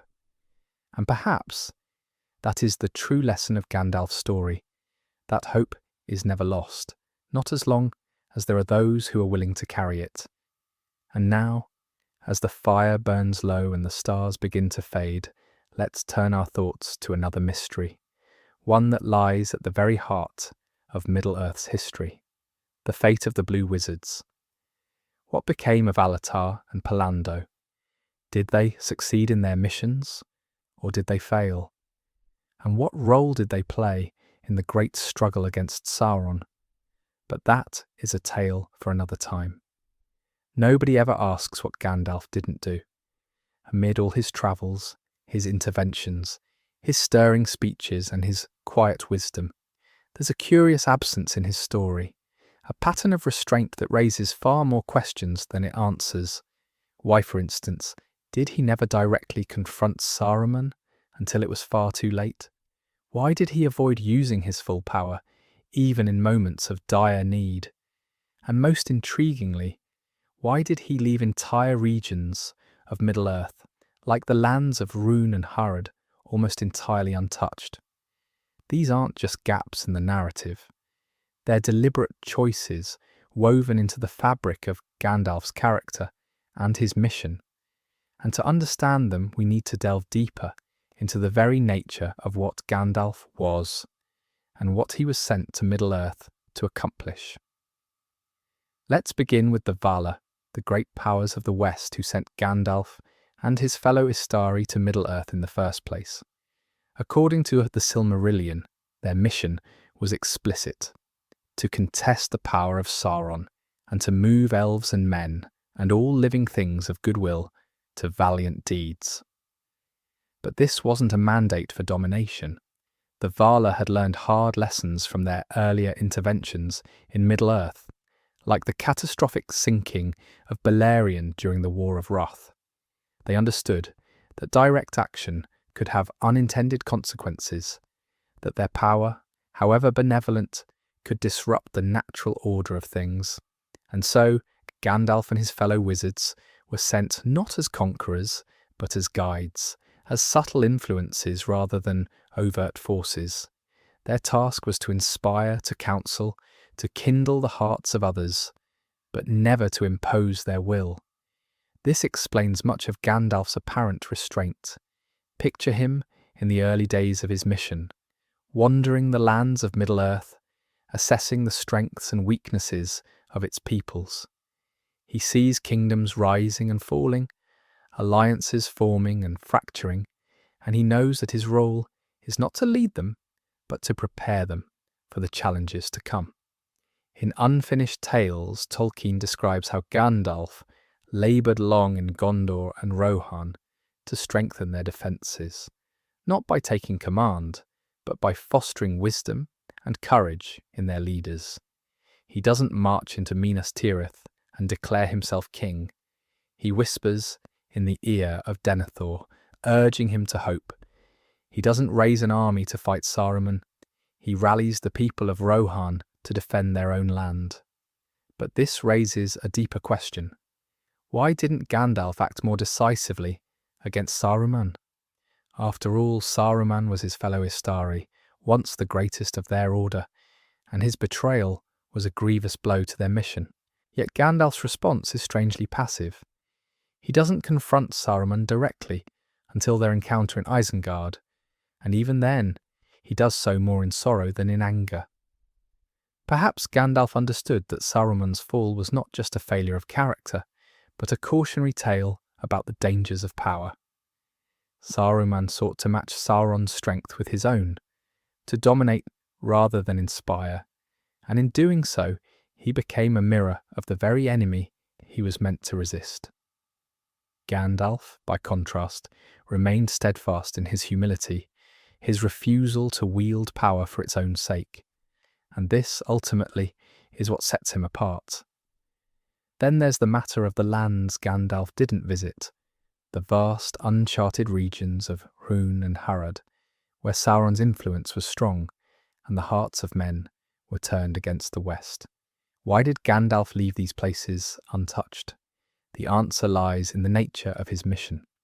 The Valar sent him to Middle-earth not to conquer, but to unite, to rally its free peoples against Sauron's tyranny. And this meant focusing his efforts where they could have the greatest impact, in Gondor, in Rohan, among the elves and dwarves and hobbits. The lands of Rhûn and Harad were too distant, too entangled in Sauron's web, for Gandalf to reach them directly. But that doesn't mean they were forgotten. In The Lord of the Rings, we catch glimpses of the blue wizards, Alatar and Palando, who ventured into the east and south, tasked with sowing seeds of resistance against Sauron. Tolkien speculated in his letters that they may have succeeded in their mission, weakening Sauron's hold on those lands and preventing his armies from overwhelming the west. If true, this would mean Gandalf's restraint was part of a broader strategy, a division of labour among the Astari, each playing their part in the struggle against Sauron. But perhaps the most puzzling aspect of Gandalf's story is his reluctance to use his full power. We see glimpses of his might in his duel with the Balrog, in his breaking of Saruman's staff, in his radiance after returning as Gandalf the White. Yet these moments are rare, fleeting, almost reluctant. Why didn't he unleash his full strength against Sauron's forces? Why didn't he march into Mordor and confront the Dark Lord directly? The answer lies in the very nature of his mission. Gandalf wasn't sent to Middle-earth to defeat Sauron by force. He was sent to inspire others to do so. His power was a tool, not a weapon, a means of kindling hope, not of asserting dominance. And this perhaps is the greatest lesson of Gandalf's story. That true strength lies not in the ability to destroy, but in the courage to inspire, to endure, to hope against all odds. So when we trace Gandalf's travels, we're not just mapping a journey across Middle-earth, we're charting a philosophy, a vision of power rooted in humility, wisdom, and hope. And this brings us back to the central question. What was Gandalf's true purpose? Was it merely to defeat Sauron, or was it something deeper? Something that transcended the immediate struggle and spoke to the very nature of Middle-earth itself? Perhaps Gandalf's mission was not just to save the world, but to remind it of what it could be, a place of courage, of kindness, of light in the darkness. And in this, he succeeded beyond measure. As the fire burns low and the stars begin to fade, let's turn our thoughts to another mystery, one that lies at the very heart of Middle-earth's history, the fate of the Blue Wizards. What became of Alatar and Palando? Did they succeed in their missions, or did they fail? And what role did they play in the great struggle against Sauron? But that is a tale for another time. But before we leave Gandalf's story entirely, there's one last thread to pull, one that ties his travels to a deeper, older mystery. Because if we look closely at the places he chose to linger, the Shire, Rivendell, Lothlorien, we begin to notice a pattern. These weren't just strategic strongholds or convenient way stations. They were remnants, fragments of something older, something purer, something that existed long before the shadow crept across Middle-earth. Picture this: Gandalf, standing at the edge of the Shire, watching the smoke curl from hobbit chimneys. Why here? Why these simple folk? The answer lies in a letter Tolkien wrote in 1956, where he described the Shire as a glimpse of the world before the fall.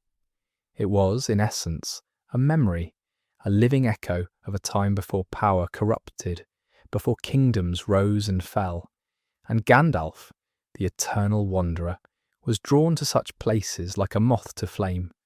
The same could be said of Rivendell, the last homely house, where the light of the Eldar still lingered, or Lothlorien, where time itself seemed to slow, preserving the beauty of the elder days. These were not just sanctuaries, they were promises, proof that the world had once been fair and might be again. And this, perhaps, is the key to understanding Gandalf's true purpose. He wasn't just fighting Sauron, he was fighting for something, for the memory of what Middle-earth had been, and the hope of what it might yet become. Nowhere is this clearer than in his relationship with the elves. Galadriel, Elrond, Círdan, these were not mere allies, they were kindred spirits, fellow guardians of the old light. And when Gandalf sat with them in quiet council, he wasn't just planning battles or sharing news. He was remembering the undying lands, remembering the music of the Ainur, remembering why any of this was worth saving in the first place. But here's the thing, Gandalf didn't just preserve the past, he kindled the future. Look at the way he nurtured the races of Middle-earth, not as subjects or tools, but as inheritors. He taught the elves to let go. He taught men to rise. He taught even the hobbits, so often overlooked, that they had a role to play. And in doing so, he wove a new story from the threads of the old. Which brings us to the final, unspoken question. Did Gandalf know how it would end? Did he foresee the fall of Sauron, the departure of the elves, the fading of magic? The Silmarillion tells us that the Maiar could perceive much, but not all. Their sight was veiled, their understanding limited. And yet, there's a moment just before the Fellowship sets out from Rivendell, where Gandalf sits with Frodo by the fire. There was a lot more to tell, he says, but perhaps it would be better to wait. Was that hesitation just caution, or was it something deeper? A recognition that some stories must be lived to be understood, that even he, with all his wisdom, could not see the final shape of things. We'll never know for certain. But this much is clear. Gandalf's travels were never just about the road beneath his feet. They were about the light he carried, and the shadows he kept at bay. And if we follow his path closely enough, we might just catch a glimpse of the world as he saw it. Broken, yes, but still beautiful, still worth the fight. So as the embers dim and the night grows quiet, let's leave Gandalf where we found him. On the road, staff in hand, eyes fixed on some distant horizon. And if you listen closely, you might just hear the echo of his laughter, rolling like thunder across the ages. But there are other echoes in the dark, other footsteps, and next time we'll follow them. Into the east, where two figures walk, their names forgotten, their mission shrouded in shadow. The blue wizards are waiting. But before we turn eastward, before we unravel the mystery of the blue wizards and their vanished labours, we must linger a moment longer on Gandalf's greatest lesson, the art of vanishing. Not the flashy disappearances of his fireworks, but the quiet, deliberate way he stepped aside when the time came.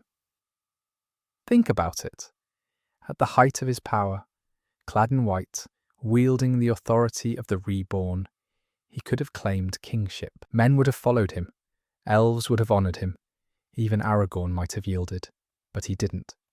He broke Saruman's staff, then handed the keys of Orthanc to the Enters.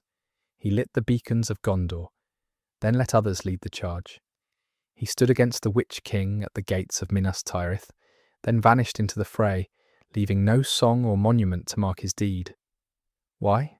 Because Gandalf understood something deeper than victory, the passing of ages.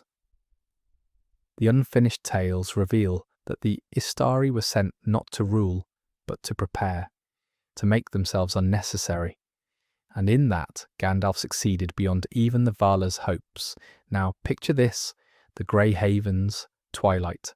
The last ship is ready, Frodo's wounds ache, Bilbo's memory flickers, and Gandalf? He's silent. Not because he has nothing to say, but because he knows this moment isn't about him. The ring-bearers are crossing into the west, but he's merely going home, and in that distinction lies the whole of his purpose. He walked Middle-earth for 2,000 years, yet left no palace, no dynasty, no cult of followers. Just stories, scattered sparks, a hobbit's courage, a king's return, a tree regrown in the courtyard of a healed city. But let's circle back to the question that haunts all of this. What did he know? When did he know it? The letters of J.R.R. Tolkien hint that Gandalf suspected the One Ring's survival long before he found proof in the archives of Minas Tirith. Yet he waited, watched, let Gollum crawl and Bilbo stumble, and Frodo fret under the weight of a burden he didn't yet understand. Was that cruelty? Or the deepest kind of mercy, the sort that lets history unfold at its own pace? Consider the Shire. Of all his interventions, Gandalf's gentlest might have been his most radical. He didn't arm the hobbits, didn't draft them into armies. He simply visited, left books with Bilbo, lent an ear to Sam's questions, allowed the smallest people in Middle-earth to believe they were part of something vast. And when the time came, that faith, not swords, not spells, is what saved the world. Yet for all his foresight, Gandalf was not infallible. The books never record it, but here's what we know. He misjudged Saruman, underestimated Sauron's reach into Dol Guldur. Even at the Council of Elrond, his plan to destroy the ring was less a strategy than a desperate hope. And that's the revelation, isn't it? The Maya were not chess masters moving pieces. They were wanderers, just as lost as anyone else. The difference was, Gandalf embraced the lostness, let it humble him, let it teach him to trust the unlikeliest of allies. Which brings us to the final paradox. The more power he gained, the less he wielded. As a Lorin of the West, he could have commanded storms. As Gandalf the White, he could have toppled towers with a word. But what does he do? He lights a pipe, tells a joke, listens, because somewhere between the Undying Lands and the Ivy Bush Inn, he learned that true power isn't about being heard, it's about hearing. So as the stars turn over Middle-earth and the Third Age fades into memory, let's not ask where Gandalf went. Let's ask where he still is. In the Shire's harvest songs, in Gondor's rebuilt gates, in the way Samwise Gamgee names his daughter after an elvish queen. The magic didn't disappear, it just changed hands. And perhaps that was the plan all along. But the road doesn't end here. Far to the east, where the maps fray and the histories blur, two figures walk, their staves blue as twilight, their purpose a riddle wrapped in older mysteries. The blue wizards are waiting, and their story, well, that's a tale for another night. But before we follow those blue-cloaked shadows into the east, let's linger on a moment most overlook, the day Gandalf stopped travelling. Not his final departure from the Grey Havens, but an earlier stillness. Picture this. The year is 3018 of the Third Age. The Shire is all golden hay and ripe apples, and Gandalf sits on Baggins' bench, watching the party tree sway. He's just confirmed the ring's identity, just sent Frodo toward Bree. And now he waits, smokes, lets the wind carry the scent of leaf and earth. Why? Because for all his urgency, he understands something Sauron never could. Timing is its own kind of wisdom. The books never record their parting words, but here's what we know. When Gandalf finally rides out, he doesn't take the east road toward Rivendell. He turns south, toward Isengard, toward Saruman. And that decision, that detour, changes everything. Now, trace the path with me. The Tower of Orthanc isn't just a fortress, it's a symbol. A spike of black stone rising from a valley of orchards, built by Númenóreans in their pride, later gifted to Saruman as a seat of learning. And that's the tragedy. Isengard was meant to be a library, not an armoury, a place where the White Council debated lore under pear trees. But by 3018 the trees are stumps, the libraries weapon racks, and Saruman? He's traded his staff for a crown of his own making. The unfinished tales reveal a chilling detail. Gandalf already suspected Saruman's betrayal years earlier, when the White Wizard began questioning the very idea of resisting Sauron. Why not use the ring, he'd murmur. Why not negotiate? And here's the question this video has been building toward. Why did Gandalf go to Isengard alone? He had allies, Elrond's scouts, the Dúnedain, even Radagast, hummingbird busy but loyal. Yet he walked into that tower without backup. Was it pride? No, Gandalf had outgrown that. Was it hope? Perhaps. A last flicker of belief that the Saruman he'd known for centuries still lived beneath the sneer. But maybe it was something darker. The need to see corruption firsthand. to let it break his heart so completely that he'd never second-guess the hard road ahead. And break him it did. The Lord of the Rings describes Gandalf's voice as filled with pity when Saruman finally drops the mask. Not anger, not even surprise, just grief for a friend who'd traded the stars for a scrap of power. Of course, we know what happens next. The betrayal, the Eagle's rescue, the long convalescence in Lothlorien where, the Silmarillion hints, Galadriel helps him piece together not just his body, but his purpose. Because here's the twist. Gandalf the Grey dies on that tower, and what returns is something else, something wiser, yes, but also lighter. Notice how he moves after his rebirth, no longer trudging roads in a dusty cloak, but gliding through Fangorn like mist. He doesn't command the Ents to march. He listens to their anger, then steps aside. He doesn't order Aragorn to the paths of the dead. He reminds him of his lineage. Even his staff, that symbol of authority, shatters in his duel with Saruman, as if to say, real power needs no props, which brings us to the Pelennor Fields. Most see Gandalf's stand against the Witch King as the White Rider's finest hour. But look closer. He doesn't strike the blow, doesn't claim glory. He simply holds the line, buys time for the sunrise, for Rohan's horns, for Éowyn's sword. And that's the pattern, isn't it? From the Shire to Mordor, Gandalf's greatest acts weren't about force, but facilitation. He didn't carry the ring. He made sure someone else could. Didn't win the war. He made sure others believed they could. Now fast forward to the Fourth Age. The elves are sailing, Aragorn is crowned, and Gandalf, he lingers just long enough to see the first saplings in the Shire's scorched earth, then slips away like a sigh. But here's the detail that haunts me.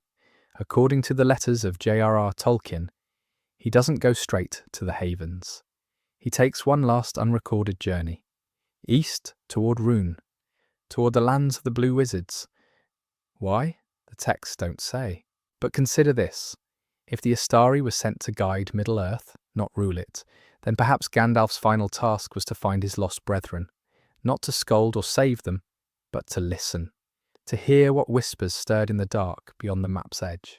And so we're left with this, a wanderer who became a legend by refusing to act like one, a Maya who found divinity not in fire and thunder, but in pipe smoke and bad jokes, a traveller whose real journey wasn't across miles, but into the heart of what it means to be small and scared and still choose kindness. The road goes ever on, but if you listen closely, you might just catch the echo of a laugh, a spark in the dark, a story not yet finished. The Blue Wizards are waiting, and their story, well, that's a tale for another night.